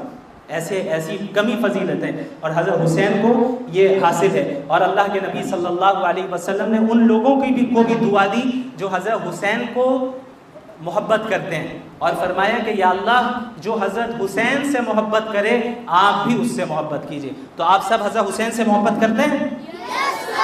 کرتے ہیں؟ تو انشاءاللہ اللہ بھی آپ سے محبت کریں گے۔ اسی طرح حضرت حسن اور حسین دونوں کے بارے میں اللہ کے نبی صلی اللہ علیہ وسلم نے فرمایا کہ یہ جنت کے نوجوانوں کے سردار ہوں گے۔ جنت میں جو نوجوان لوگ ہوں گے ان میں ان کی حیثیت سب سے زیادہ ہوگی۔ کیوں؟ کیونکہ انہوں نے ویسی قربانیاں دی ہیں۔ اب حضرت حسین نے کیسی قربانی دی ہے اس کو ابھی ہم آگے پڑھیں گے انشاءاللہ تعالی۔ لیکن ساتھ میں اللہ کے نبی نے یہ بھی فرمایا and their father is better than them, جو حضرت علی ہیں ان دونوں سے زیادہ افضل ہیں۔ ظاہر ہے فادر کی حیثیت تو الگ ہوتی ہے، بیٹی کی حیثیت الگ ہوتی ہے، تو اور حضرت علی رضی اللہ عنہ حضرت حسن اور حسین کے کون ہیں؟ فادر ہے، تو ان کا وہ مقام اور وہ درجہ ہے۔ اللہ کے نبی نے فرمایا کہ علی جو ہیں وہ حسن و حسین سے بھی بہتر ہیں، اور حسن و حسین وہ ہیں جو جنت کے نوجوانوں کے سردار ہوں گے، لیڈرز ہوں گے۔ اچھا، کربلا میں، ابھی کربلا پہ میں ڈیٹیل میں آؤں گا، انہی کو شہید کیا گیا، اور اس کی بھی پریڈکشن آپ صلی اللہ علیہ وسلم نے بہت پہلے کر دی تھی۔ آپ صلی اللہ، مسند احمد کتاب ہے، اس کی روایت ہے کہ ایک مرتبہ اللہ کے نبی صلی اللہ علیہ وسلم گھر سے گھبراتے ہوئے باہر نکلے، اور اس طرح نکلے کہ ان کے آنکھ سے آنسو بہہ رہے تھے۔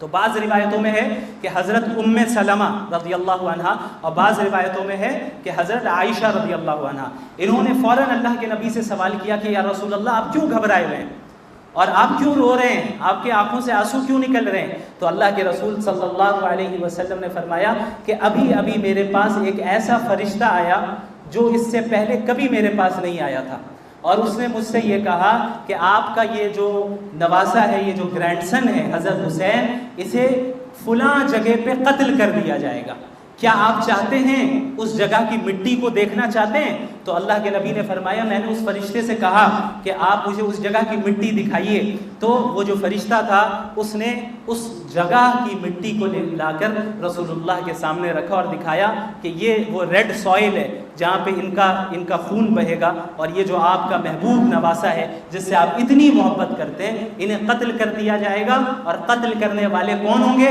وہ بھی مسلمان ہی ہوں گے۔ رسول اللہ صلی اللہ علیہ وسلم کو جب یہ خبر ملی تو آپ صلی اللہ علیہ وسلم روتے ہوئے اور گھبراتے ہوئے گھر سے باہر آئے، تو رسول اللہ صلی اللہ علیہ وسلم نے حضرت حسین کی شہادت، ان کے جو ہے شہید ہونے کی پیشن گوئی اور پریڈکشن بہت پہلے کر دی تھی، اور آپ صلی اللہ علیہ وسلم کو پتہ تھا کہ حضرت حسین کو شہید کیا جائے گا، اور یہ وہ مقام انہیں اسی لیے حاصل ہوا کہ یہ جنت کے نوجوانوں کے سردار ہیں، اور انہیں جو قتل کرنے والے ہیں، شہید کرنے والے ہیں، وہ بدبختی اور شقاوت میں مبتلا ہیں۔ آگے کون ہے بھائی؟ اچھا، یہ ایک ایک کے بارے میں ہم نے پڑھا، حضرت علی کے بارے میں کچھ جانا، حضرت حسن، حسین، فاطمہ رضی اللہ عنہم اجمعین کے بارے میں جانا۔ اب اجتماعی طور پہ اہل بیت کے بارے میں دو حدیثیں آپ کے سامنے ہیں۔ ایک حدیث یہ ہے کہ ایک مرتبہ رسول اللہ صلی اللہ علیہ وسلم نے حضرت حسن اور حسین کو اپنی چادر کے اندر لیا۔ آپ صلی اللہ علیہ وسلم ایک چادر زیبتن فرمائے ہوئے تھے، اوڑے ہوئے تھے، انہوں نے کیا کیا، حسن اور حسین کو بلایا اور بلا کر اپنی چادر کے اندر لیا، اپنی بیٹی حضرت فاطمہ کو بلایا اور انہیں بھی اپنی چادر کے اندر لیا، اور حضرت علی کرم اللہ وجہہ وہ آپ صلی اللہ علیہ وسلم کے پیچھے کھڑے تھے تو انہیں بھی اشارہ کر کے بلایا اور انہیں بھی اپنی چادر کے اندر لیا، اور اللہ سے دعا کی اللہم ہؤلاء اہل بیتی، کہ اے اللہ یہ میرے اہل بیت ہیں، یہ میرے اہل بیت ہیں، لہٰذا انہیں ہر طرح کی گندگی سے پاک صاف فرما دے، انہیں ہر طرح کی گندگی سے پاک صاف فرما دے۔ یہ فضیلت بھی ان چار حضرات کو حاصل ہے کہ اللہ کے رسول کی چادر کے اندر انہیں اللہ کے نبی نے لپیٹا اور یہ دعا دی کہ یہ میرے اہل بیت ہیں۔ اسی طرح ایک اور حدیث ہے جس میں اللہ کے نبی صلی اللہ علیہ وسلم نے فرمایا کہ میں تمہارے درمیان دو چیزیں چھوڑ کر جا رہا ہوں۔ کتنی چیزیں؟ دو چیزیں چھوڑ کر جا رہا ہوں، اگر تم نے ان چیزوں کو پکڑے رہا، تھامے رکھا تم نے اور اس کے مطابق چلتے رہے تو کبھی گمراہ نہیں ہوگے۔ سب سے پہلی چیز کتاب اللہ، سب سے پہلی چیز اللہ کی کتاب، یعنی اللہ کی کتاب کیا ہے؟ قرآن کریم ہے، کہ اسے فالو کرتے رہنا ہے، اس کی تعلیمات پہ عمل کرنا ہے۔ دوسری چیز آپ صلی اللہ علیہ وسلم نے فرمایا وعترتی، اور میرے اہل بیت، میں تمہارے درمیان ان اہل بیت کو چھوڑ کر جا رہا ہوں، ان کے نقش قدم پر چلتے رہے تو کبھی گمراہ نہیں ہوں گے۔ اس کے بعد اللہ کے نبی نے تین مرتبہ فرمایا کہ میں اپنے اہل بیت کے بارے میں نصیحت کر کے جا رہا ہوں، میں اپنے اہل بیت کے بارے میں نصیحت کر کے جا رہا ہوں، میں اپنے اہل بیت کے بارے میں نصیحت کر کے جا رہا ہوں، یعنی ان کے ساتھ غلط نہ کرنا، ان کا خیال رکھنا، ان کا لحاظ رکھنا۔ لیکن آپ صلی اللہ علیہ وسلم کی اتنی تاکید کے بعد بھی افسوس ہے کہ بعض مسلمانوں نے اہل بیت کی قدر نہیں کی، یہاں تک کہ ان سے اس طرح دشمنی کی کہ حضرت حسین کو شہید تک کر ڈالا، حضرت علی کو شہید تک کر ڈالا رضی اللہ عنہم اجمعین۔ تو آپ کو امپورٹنس آف اہل البیت پتہ چل گئی کہ اہل بیت کی امپورٹنس کیا ہے، اہمیت کیا ہے، رسول اللہ صلی اللہ علیہ وسلم ان سے کتنی محبت کرتے تھے۔ تو ہم سب کریں گے، ہم سب اہل البیت سے محبت رکھیں گے اور اہل البیت کے نقش قدم پر چلیں گے۔ چلیں آگے، اب آتے ہیں ہم کربلا کی طرف۔ کربلا جو ہے ایک جگہ کا نام ہے۔ کربلا کیا ہے؟ تھوڑا سا آگے کرتے ہیں اور ایک دو پیج نیچے چلے جائیں، اور نیچے چلے جائیں، اور نیچے چلے جائیں، ہاں بس۔ دیکھیں آپ کے سامنے ورلڈ میپ کا ایک حصہ ہے جس میں آپ انڈیا کو دیکھ سکتے ہیں۔ ابھی اس وقت آپ لوگ یہاں پہ بیٹھے ہوئے ہیں، ٹھیک ہے، یہ انڈیا ہے۔ انڈیا کے ویسٹ سائڈ میں آپ دیکھیں سعودی عرب ہے، مکہ اور مدینہ یہاں پہ ہے، ٹھیک ہے، مکہ اور مدینہ یہاں پہ ہے۔ سعودی عرب کے ٹھیک اوپر دیکھیں عراق نظر آ رہا ہے۔ عراق کیا ہے؟ کنٹری کا نام ہے۔ جس طریقے سے انڈیا کنٹری کا نام ہے، اسی طریقے سے عراق کیا ہے؟ کنٹری کا نام ہے۔ انڈیا میں ہم کس سٹی میں رہتے ہیں؟ کولکتہ۔ کولکتہ میں رہتے ہیں. اسی طریقے سے عراق کنٹری ہے, اس میں ایک سٹی ہے جس کو کہتے ہیں کوفہ. کیا کہتے ہیں؟ کیا کہتے ہیں؟ جس طریقے سے کولکتہ از اے سٹی آف انڈیا, اسی طریقے سے کوفہ کیا ہے؟ عراق کا ایک شہر ہے, عراق کا سٹی ہے. کوفہ کے قریب, کوفہ جو سٹی کا نام ہے, اسی کے قریب ایک اور جگہ ہے جسے کہتے ہیں کربلا. کیا کہتے ہیں؟ کربلا. تھوڑا سا اور اوپر کر لیں, ایک next page, next page, next page نیچے کر. ہاں یہ دیکھیں آپ, یہ مکہ دکھ رہا ہے آپ کو, یہ مدینہ دکھ رہا ہے, یہ سعودی عرب کا حصہ ہے جو آج کا سعودی عرب ہے. اس ملک کا نام سعودی عرب نہیں ہے, اس ملک کا نام ہے جزیرۃ العرب. کیا نام ہے اس ملک کا؟ کیا نام ہے اس ملک کا؟ نام رسول اللہ نے جزیرۃ العرب رکھا ہے, سعودی عرب نہیں رکھا ہے. تو ہمیں کیا کہنا ہے, یہ کیا ہے؟ جزیرۃ العرب. جزیرۃ العرب کے اوپر عراق کنٹری ہے, یہاں پہ کربلا دکھ رہا ہے, یہ کربلا ہے, اور اس جگہ پہ کوفہ ہے. کوفہ بڑا شہر ہے, اور یہ بھی اب شہر ہو گیا ہے. جگہ کا نام ہے کربلا. یہ اتنے فاصلے پہ آپ دیکھ سکتے ہیں, کربلا اور کوفہ. یہ کوفہ شہر ہے, سٹی ہے عراق کے اندر, اور کربلا کچھ فاصلے پر جگہ کا نام ہے. ٹھیک ہے, واپس چلے جائیں اوپر اسٹوری آف کربلا کے پاس. تو بس کربلا, جیسا کہ میں نے بتایا کہ ایک جگہ کا نام ہے جس کا عراق سے تعلق ہے, اور اسی جگہ پر حضرت حسین رضی اللہ عنہ کو شہید کیا گیا. شہید کرنے کا کیا مطلب ہے؟ قتل کر دیا گیا. اور شہید وہ ہوتا ہے جو اللہ کا کام کرتے ہوئے, دین کا کام کرتے ہوئے کوئی دوسرا اسے مار ڈالے, اس کی جان لے لے. کوئی دوسرا رکاوٹ بن رہا ہو, اسے دین کا اچھا کام کرنے نہیں دے رہا ہے, اور اس کام کو کرتے ہوئے اگر اسے قتل کر دیا جائے تو وہ شہید کہلاتا ہے, مارٹر کہلاتا ہے. ٹھیک ہے, نیکسٹ پیج میں چلے جائیں. اچھا اب آ جائیے. تو اللہ کے رسول صلی اللہ علیہ وسلم کی جب وفات ہو گئی, ان کا انتقال ہو گیا, تو آپ کو اب پڑھا ہے آپ نے کہ ان کے بعد جو خلیفہ بنے وہ کون تھے؟ حضرت ابو بکر تھے. ان کے بعد جو خلیفہ بنے کون تھے؟ حضرت عمر تھے. ان کے بعد جو خلیفہ بنے کون تھے؟ حضرت عثمان تھے. ان کے بعد جو خلیفہ بنے کون تھے؟ ان کے بعد جو خلیفہ بنے کون تھے؟ حضرت حسن رضی اللہ عنہ. ان کے بعد جو بادشاہ بنے سب سے پہلے اسلام کے, وہ حضرت امیر معاویہ رضی اللہ عنہ. حضرت معاویہ رضی اللہ عنہ. یہ 6 حضرات ہیں جن 6 کا تعلق صحابہ کرام سے ہیں. یہ 6 کے 6 کون ہیں؟ کمپینینز ہیں رسول اللہ صلی اللہ علیہ وسلم کے صحابہ ہیں, اور سب حق پر تھے. یہ سب ٹروتھ پر تھے, فالس ہوڈ پر نہیں تھے ان میں سے کوئی بھی. سب حق پر تھے, باطل پہ کوئی نہیں تھا. لیکن حضرت امیر معاویہ رضی اللہ عنہ کا جب انتقال ہو جاتا ہے تو اس کے بعد ایک لیڈر آ جاتا ہے مسلمانوں کا, ایک نیا کنگ بن جاتا ہے. اس نئے کنگ کا نام ہے یزید. کیا نام ہے؟ یہ صحابی نہیں تھا, یہ صحابی نہیں تھا. یہ صحابہ کا دور حضرت معاویہ پر, یعنی جو صحابہ کے پاس حکومت رہی, لیڈرشپ رہی, وہ حضرت معاویہ رضی اللہ عنہ پر وہ ختم ہو گیا. اس کے بعد ایک ایسا آدمی لیڈر بن گیا جو کہ صحابی نہیں تھا. وہ اس کا کیا نام تھا؟ یزید. یہ شخص جو ہے اس طرح لیڈرشپ کو نبھا رہا تھا جس طریقے سے نبھانا نہیں چاہیے تھا. یعنی اللہ کے رسول صلی اللہ علیہ وسلم نے خلافت چلانے, حکومت چلانے اور مسلمانوں کے لیڈر کی جو خصوصیات بتائی تھی, اور جو بتایا تھا کہ آپ کو کس طریقے سے لیڈ کرنا ہے, قرآن کے مطابق کرنا ہے, حدیث کے مطابق کرنا ہے, سنت کے مطابق کرنا ہے, صحابہ کرام میں جو خلفائے راشدین ہیں ان کے طریقے پر آپ کو حکومت کرنی ہے.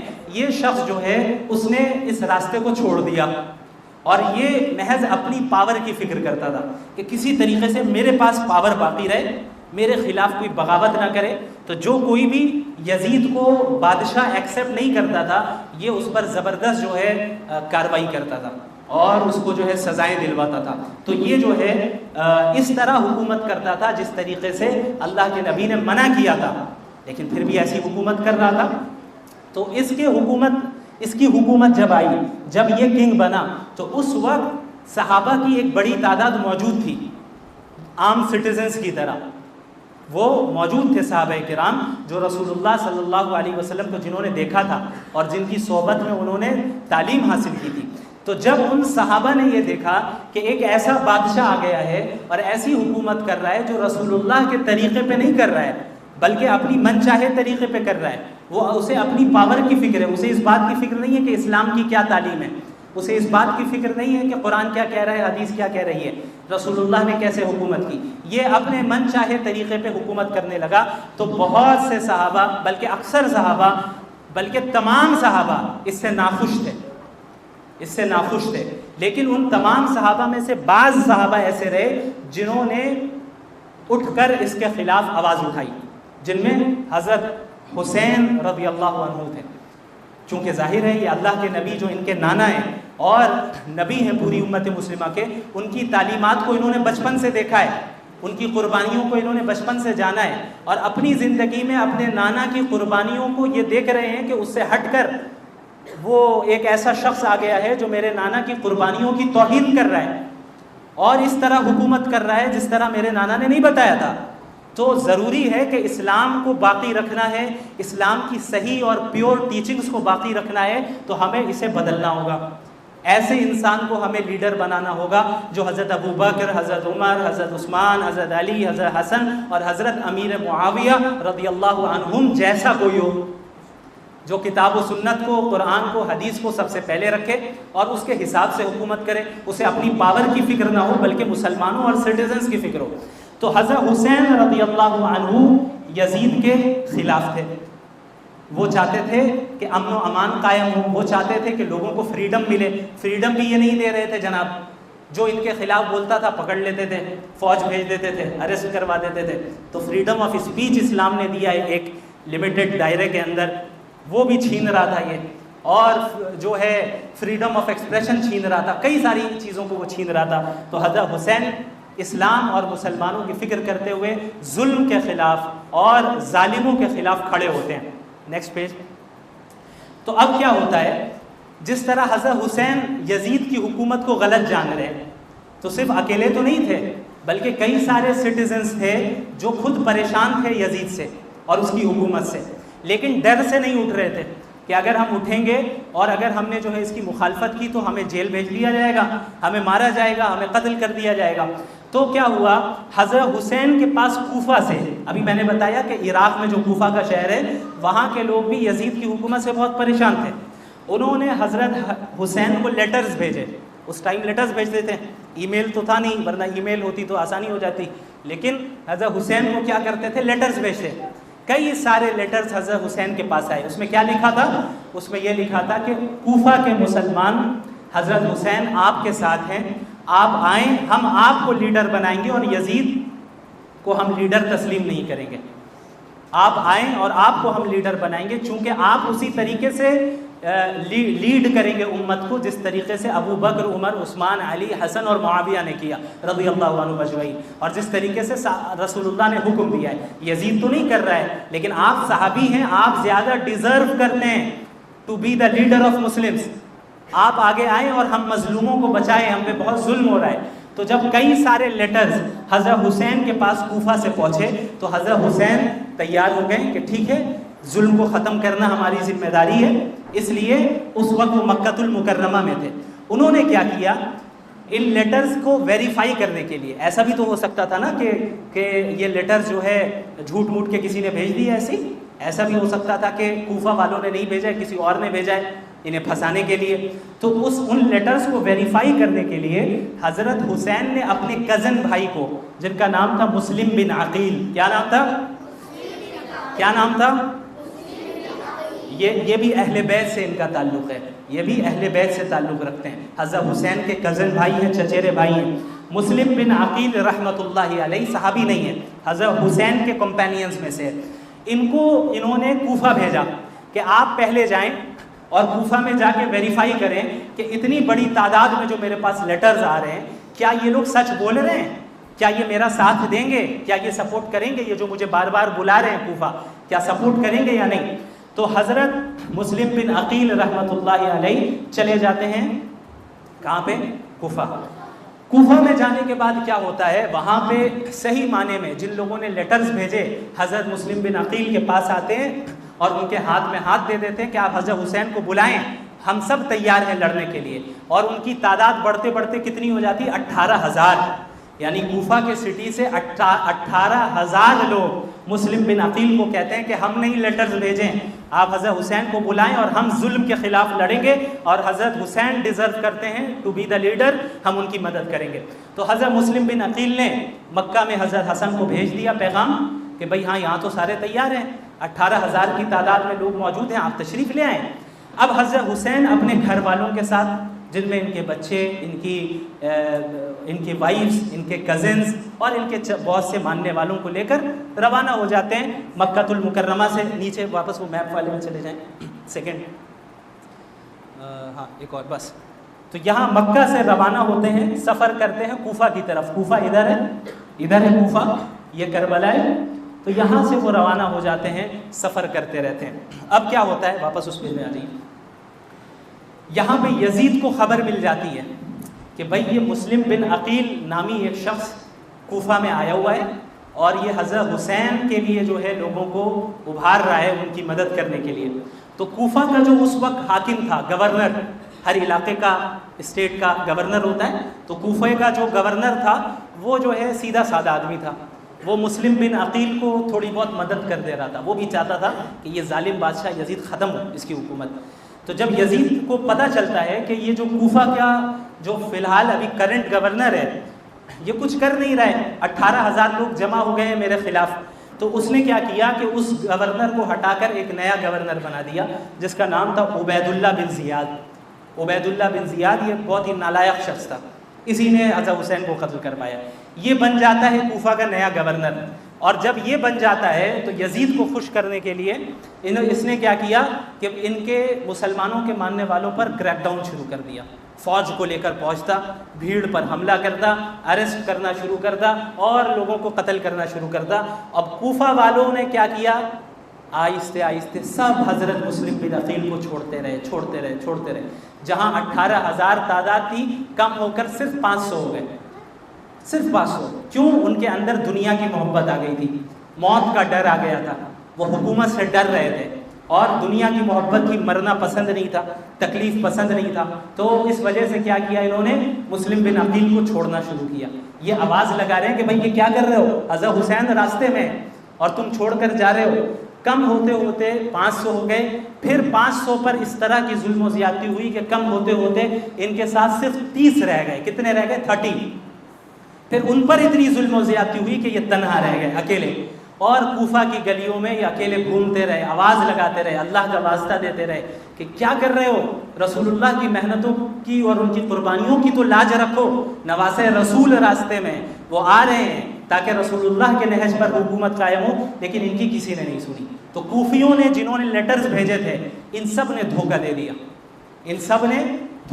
حالانکہ بہت وعدہ کیا تھا کہ ہم کبھی نہیں چھوڑیں گے, چاہے قتل کر دیا جائے, کچھ بھی کر دیا جائے. تو حضرت حسین کے اصل قاتل اگر کوئی ہیں تو یہی کوفہ والے ہیں جنہوں نے ان کے ساتھ دغا بازی کی, غداری کی, اور اس سے پہلے حضرت علی کے ساتھ بھی انہوں نے غداری کی تھی. تو بہرحال حضرت مسلم بن عقیل کو اس عبید اللہ بن زیاد جو نالائق گورنر تھا اریسٹ کر لیا. اریسٹ کر کے حضرت مسلم بن عقیل ایسے تھے کبھی بھی باطل کے سامنے جھکتے نہیں تھے. انہوں نے جو ہے مقابلہ کیا اکیلے, پوری فوج نے ان کو گھیر لیا ایک گھر کے باہر. یہ گھر کے اندر پہلے انہوں نے اپنے آپ کو بند رکھا چونکہ کوئی اور تھا ہی نہیں ساتھ میں ان کے. ان لوگوں نے کیا کیا کہ گھر میں آگ لگا دی تاکہ آگ کی وجہ سے دم گھٹے اور یہ باہر آئے. پھر ایسا ہی ہوا, حضرت مسلم بن عقیل گھر کے باہر آتے ہیں تلوار کو ہاتھ میں لے کر اور ان کا مقابلہ کرتے ہیں, لیکن بہرحال ظاہر ہے پوری فوج تھی, اکیلے تھے, کیسے لڑتے.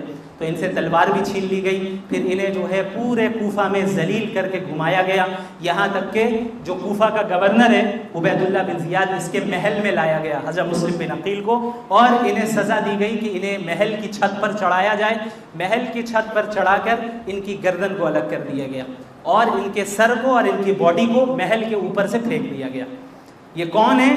اہل بیت میں سے ہے جن کے متعلق اللہ نے فرمایا تھا, اللہ کے رسول نے, اذکرکم فی اہل بیتی, میں اپنے اہل بیت کے لیے نصیحت کر کے جا رہا ہوں. لیکن اس عبید اللہ بن زیاد جو نام کا مسلمان تھا لیکن رسول اللہ کے دین کی اسے پرواہ نہیں تھی, اسے یزید کو خوش کرنا تھا، وقت کی گورنمنٹ کو خوش کرنا تھا، اس نے کیا کیا؟ مسلم بن عقیل کو شہید کر دیا۔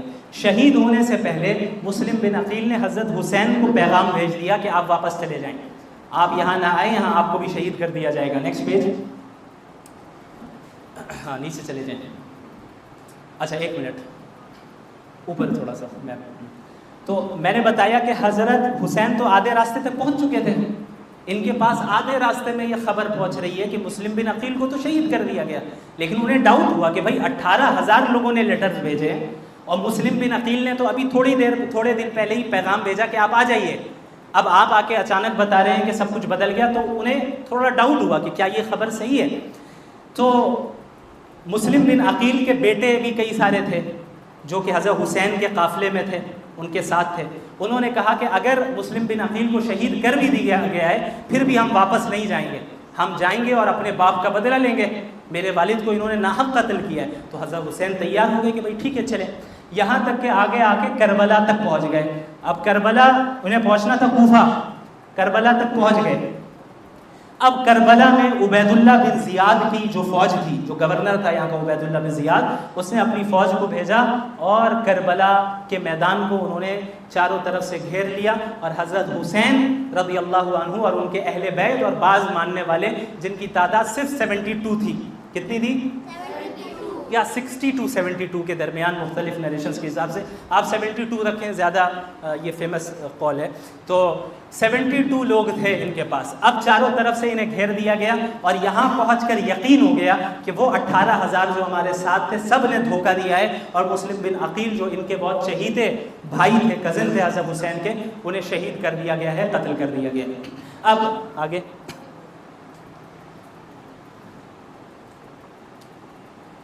یہاں پہنچ کر اب معاملہ آتا ہے کربلا کا۔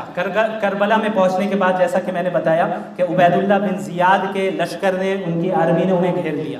اب حضرت حسین نے بطور اسٹریٹجی کے 3 آپشنز ان کے سامنے رکھے، وہ بھی سمجھ گئے اب تو نہیں جیت سکتا میں، میری تعداد صرف 72 ہے، 72 ہے، اور یہ لاکھوں کی تعداد میں ان کی فوج ہے، تو اس وقت ٹکرانا اور اس وقت قتال کرنا شاید یہ حکمت کے خلاف ہو، اسٹریٹجی کے خلاف ہو۔ تو حضرت حسین نے یزید کی فوج کو اور عبید اللہ بن زیاد کی فوج کو 3 آپشنز دیے۔ کتنے آپشنز دیے؟ 3 آپشنز دیے۔ سب سے پہلا آپشن یہ تھا کہ چلو ٹھیک ہے، مجھے مکہ واپس جانے دو، میں مکہ سے آیا تھا، میں واپس چلا جا رہا ہوں۔ پہلا آپشن کیا ہے؟ مکہ واپس جانے دو۔ دوسرا آپشن یہ ہے یا تو مجھے یزید کے پاس لے کے چلو، میں اس سے بات کروں گا، یعنی کوفہ میں تو عبید اللہ بن زیاد گورنر تھا نا، یزید تو دوسرے بہت دور علاقے میں وہ بیٹھا تھا بادشاہ اپنے تخت پر۔ تو کوفہ کے گورنر عبید اللہ بن زیاد کو حضرت حسین نے کہا کہ دیکھو اصل معاملہ میرا اور یزید کا ہے، تو مجھے یزید کے پاس لے چلو، ہم وہاں جا کے اس سے بات کریں گے، جو کرنا ہے یہ کرو۔ دوسرا آپشن۔ تیسرا آپشن یہ ہے یا یہ کہ مجھے تم اسلام کے مسلمانوں، اسلامی کنٹریز کے سرحد پہ، بارڈرز پہ بھیج دو، وہاں جا کے میں کفار کے ساتھ، نان مسلمس کے ساتھ جو ہم سے جہاد کر رہے ہیں، ہم بھی ان سے جہاد کریں گے اور وہیں پہ پوری زندگی گزار دیں گے۔ 3 آپشنز دیے، کون کون سے ریپیٹ کیجئے۔ سب سے پہلا آپشن مکہ بھیجنا، پیچھے دوسرا آپشن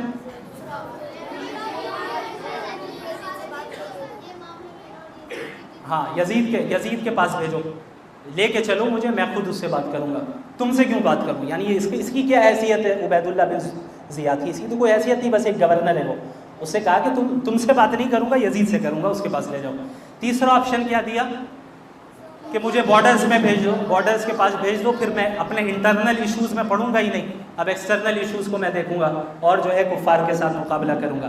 لیکن ان ظالموں نے کیا کیا، 3 میں سے ایک آپشن پر بھی راضی نہیں ہو۔ اس نے کہا کہ آپ کربلا سے ہمارے ساتھ کوفہ چلیے اور عبید اللہ بن زیاد کے سامنے سر جھکائیے، اس کے سامنے سرنڈر ہوئیے۔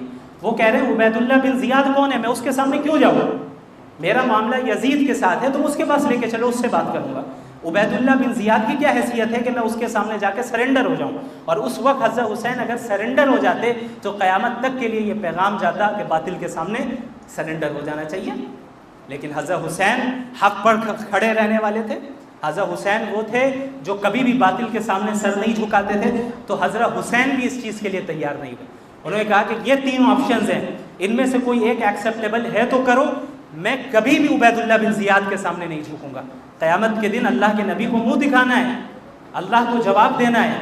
اللہ پوچھے گا کیا تم نے ظالم کو سپورٹ کیا، باطل کو سپورٹ کیا، تو میں کیا جواب دوں گا؟ تو حضرت حسین نے کہا کہ میں ہرگز اس کے لیے تیار نہیں ہوں کہ عبید اللہ بن زیاد کے سامنے جھک جاؤں. تو اب کیا اللہ کے نبی روتے ہوئے گھر سے گھبراتے ہوئے باہر آئے. تو اس طریقے سے حضرت حسین اور ان کے ساتھ جو 72 افراد تھے ان میں سے ایک بڑی تعداد کو ان لوگوں نے قتل کر دیا، اور سب کا تعلق اہل البیت سے یا حضرت حسین کے ماننے والوں میں سے تھا.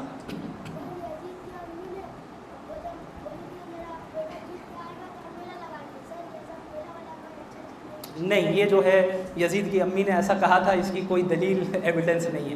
تو جو اوتھینٹک چیزیں میں بس وہ بتا رہا ہوں. یزید، کربلا، اس کے متعلق بہت سے ایسے واقعات لوگوں میں عام ہیں جس کی کوئی اوتھینٹسٹی نہیں ہے، صحیح بات نہیں ہے، لوگوں نے ایسے ہی اپنی طرف سے بنا کے مشہور کر دیا.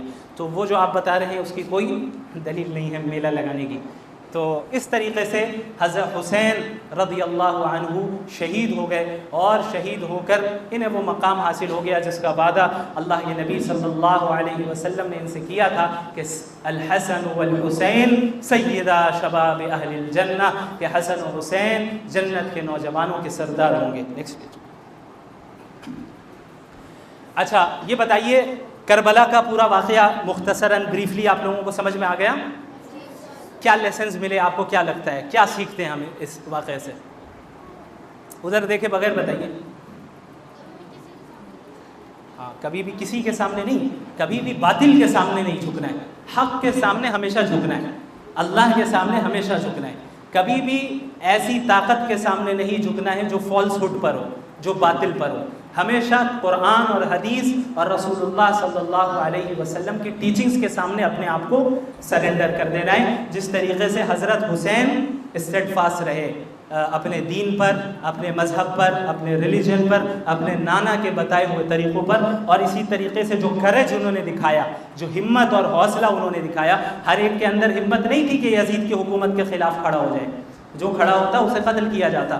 ان تمام چیزوں کو جاننے کے باوجود ظالم کے خلاف کھڑے ہوئے. اس سے ہمیں یہ پیغام ملتا ہے کہ ہمیں بھی ظالم کے خلاف کھڑے ہونا ہے، ظلم کے خلاف آواز اٹھانی ہے، ظلم کے سامنے دبنا نہیں ہے، جھکنا نہیں ہے. اسی طریقے سے sacrifice and self lessons, sacrifice کس طرح انہوں نے قربانی دی، اپنے آپ کو ہی کٹوا دیا، اپنے اہل بیت، اپنے بچوں، گھر والوں، سب کو کٹوا دیا. کس کے لیے؟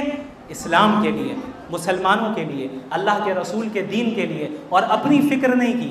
وہ نہیں دیکھا کہ بھئی ہمارے بچے بڑے ہونے گے، ابھی تو چھوٹے ہیں، یا ہمارے گھر والوں کا کیا ہوگا، اس کا کیا ہوگا، اس کا کیا ہوگا. نہیں، ہم سب اسلام کے لیے قربان ہیں، ہم سب اللہ کے نبی کے دین پر قربان ہیں. تو رسول اللہ صلی اللہ علیہ وسلم کے دین کی حفاظت کے لیے اپنی قربانی دینا یہ ہم سب کی ذمہ داری ہے، جس طریقے سے حضرت حسین نے دی. اسی طریقے سے ظلم کے خلاف آواز اٹھانا، ظلم کے خلاف آواز اٹھانا، اور ظلم ہو رہا ہے اور آپ خاموش بیٹھیں، یہ مسلمانوں کا طریقہ نہیں، یہ منافقوں کا طریقہ ہے. اسی طریقے سے اپنے پرنسپلز، اپنے عقائد، اپنے بلیفز، اپنے دین، رسول اللہ کی تعلیمات پر جمے رہنا، کہ کیسا بھی سچویشن آ جائے. ایسا نہیں کہ ایک سچویشن آئے تو وہاں پہ اسلام پر عمل کر رہے ہیں، دوسرے سچویشن میں اسلام کے عمل کو چھوڑ دیا. یہ طریقہ مسلمانوں کا نہیں، منافقوں کا طریقہ ہے. اہل بیت کا یہ طریقہ نہیں. حضرت حسین جیسی بھی حالت آئی، جیسے بھی سرکمسٹانسز تھے، اس میں وہ ہمیشہ اپنے پرنسپلز پر قائم رہے، اپنے بلیفز پر، اپنے اصولوں پر، اپنے دین پر قائم رہے. اسی طریقے سے صبر کرنا، پیشنس. ایک انسان پہ اگر ظلم ہو رہا ہے، تکلیف ہو رہی ہے، اب آپ بتائیں حضرت حسین پہ کتنا بڑا ظلم ہوا، حضرت حسین کے گھر والوں پر کتنا ظلم ہوا، ہمارے اوپر کتنا ہی ظلم ہوتا ہے. ہاں، ہم رونے لگتے ہیں اگر گھر والے آئس کریم نہیں دے رہے تو اگر نہیں دے رہے تو صبر کرنا ہے. تو یہ چھوٹی چھوٹی چیزیں ہیں جس سے ابھی سے سیکھنا ہے. حضرت حسین نے اتنی بڑی قربانی دی، ہم کیا چھوٹی موٹی چیزوں کی قربانی نہیں دے سکتے؟ دے سکتے ہیں. صبر، پیشنس. اللہ نے جتنا دیا ہے اس پہ خوش رہنا ہے. یہ نہیں دیکھنا ہے فلاں دوست کے پاس تو اتنا کچھ ہے، اس کے پاس گاڑی ہے، میرے پاس گاڑی نہیں ہے. نہیں، اگر اس کے پاس گاڑی ہے تو اللہ نے دیا ہے، میرے پاس نہیں ہے تو اللہ نے نہیں دیا ہے. وہ اس کے لیے بہتر ہے، یہ میرے لیے بہتر ہے. میں اس پہ صبر کروں گا، مجھے وہی درجہ ملے گا جو اسے ملے گا شکر کرنے پر. تو پیشنس، صبر ہونا چاہیے کہ زندگی میں جتنی مصیبت آ جائے، اصل زندگی ہمارے لیے آخرت کی زندگی ہے۔ ہو سکتا ہے اس دنیا میں راحت نہ ملے، جیسے حضرت حسین کو قتل کر دیا گیا، یہ کوئی ہیپی اینڈنگ تو نہیں تھی اس دنیا کے اعتبار سے، لیکن حقیقی زندگی پہ اگر نظر رکھیں ہم تو حقیقی کامیابی، اصل سکسیس اگر کسی کو ملا ہے تو وہ حضرت حسین ہی تھے، کیونکہ انہیں شہادت کا درجہ ملا، اور جو جنت کی عیش و عشرت اور نعمتوں میں وہ رہیں گے، وہ تو یہ حضرات کبھی اس لیول تک پہنچ ہی نہیں سکتے، بلکہ یہ پتہ نہیں ان کا کیا ٹھکانہ ہوا، اللہ بہتر جانتا ہے۔ تو پیشنس، صبر کرنا، ہمیں اس سے پتہ چلتا ہے۔ دوسری چیز، یونٹی اینڈ اوائڈنگ ڈویژن۔ اسلام میں یونٹی کی بڑی حیثیت ہے کہ یہ جو ڈویژنس کریٹ ہو گیا یزید کی وجہ سے اور اس کی حکومت کی وجہ سے، کہ اس نے اپنی پاور کے لیے بعض مسلمانوں کو اپنی طرف کر لیا اور بعض مسلمان الگ ہو گئے۔ اسی طریقے سے جن مسلمانوں نے یونٹی کا دعویٰ کیا تھا اور سپورٹ کا دعویٰ کیا تھا حضرت حسین سے، وہ سب کے سب ہٹ گئے۔ تو اس سے ہمیں پتہ چلتا ہے کہ اسلام میں یونٹی کی کیا حیثیت ہے، کہ مسلمانوں کو یونائٹڈ رہنا ہے، جڑے رہنا ہے، ایک دوسرے کو ایسا نہیں کہ فلاں کافر ہے، فلاں فاسق ہے، فلاں یہ ہے، فلاں گندہ عمل کرتا ہے، فلاں وہ کرتا ہے، نہیں، مسلمان ہے اسے قریب کرو۔ تمام مسلمان بھائی بھائی ہیں۔ اللہ کے نبی نے کیا فرمایا؟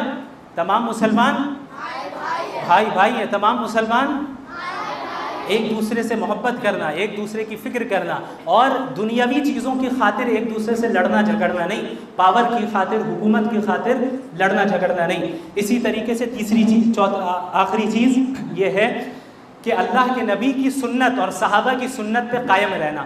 حضرت حسین کیوں اٹھے یزید کے خلاف؟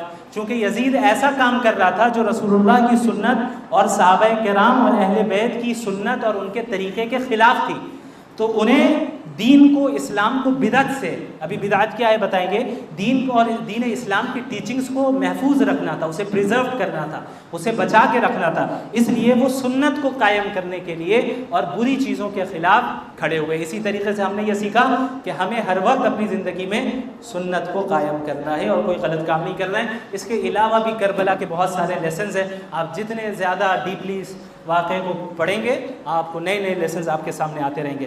تو آخری لفظ یہ ہے کہ ہمیں بدعت سے بچنا ہے۔ Next page. بدعت کسے کہتے ہیں؟ کس کو معلوم ہے؟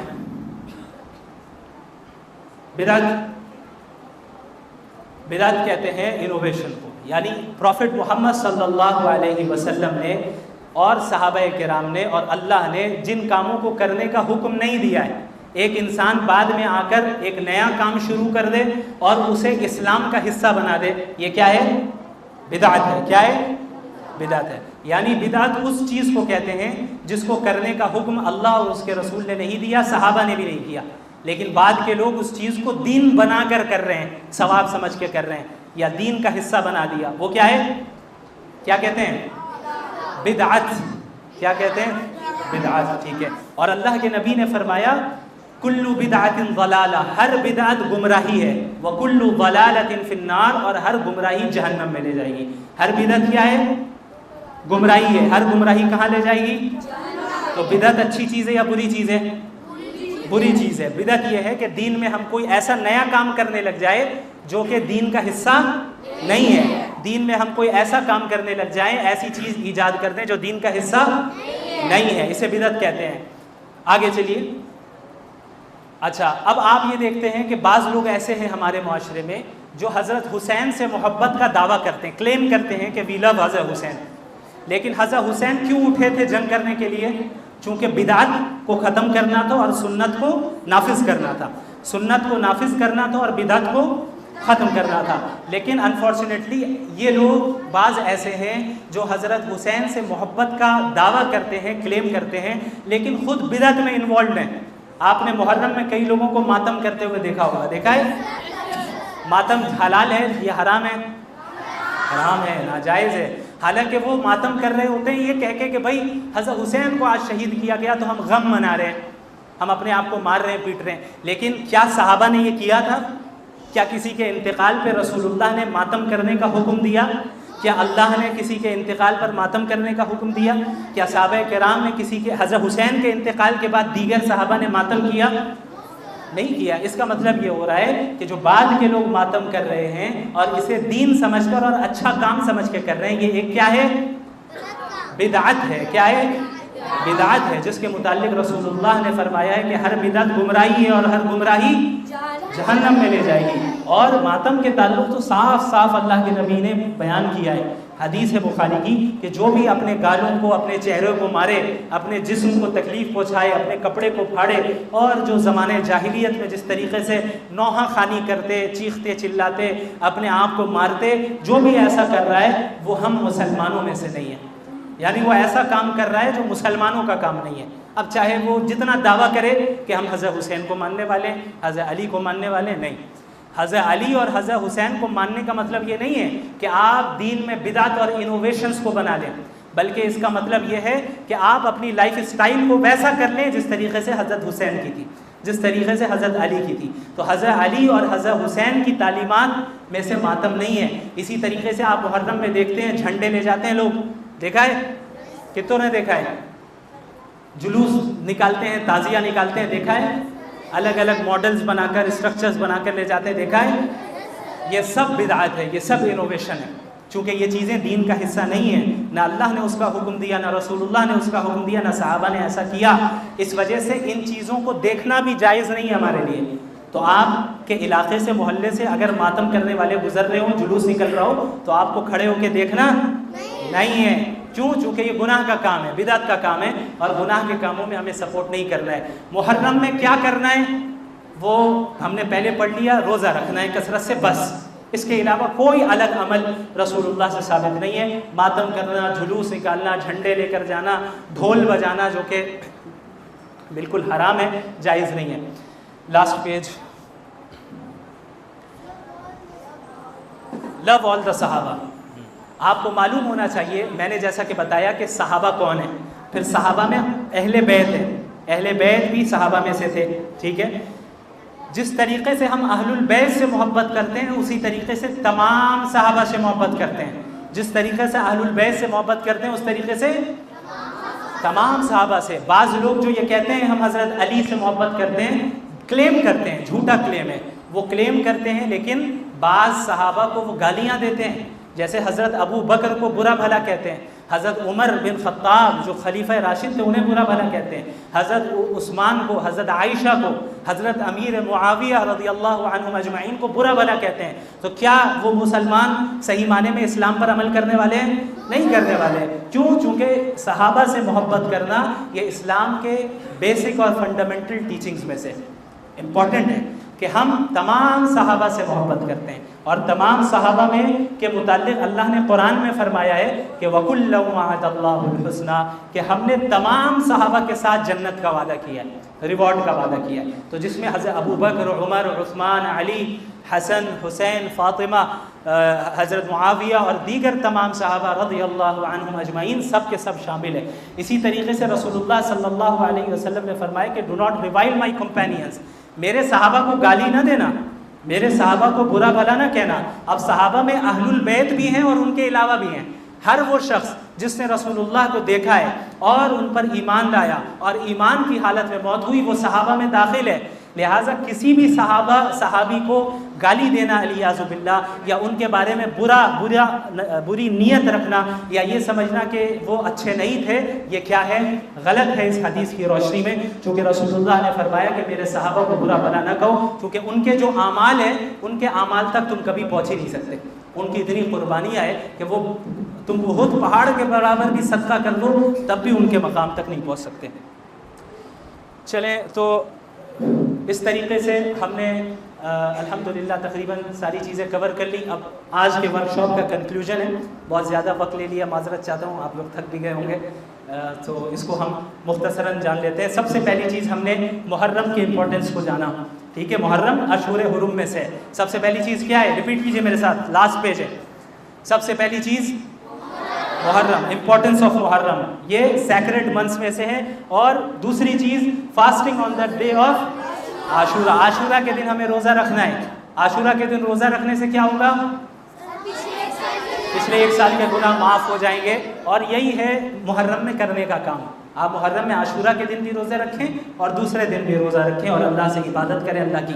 تیسری چیز ورچیوز آف اہل البیت۔ اہل البیت کون ہے ہم نے یہ جانا، سب سمجھ گئے اہل البیت کون ہے، اور سب سمجھ گئے کہ ان کی امپورٹنس کیا ہے اسلام میں۔ ٹھیک ہے.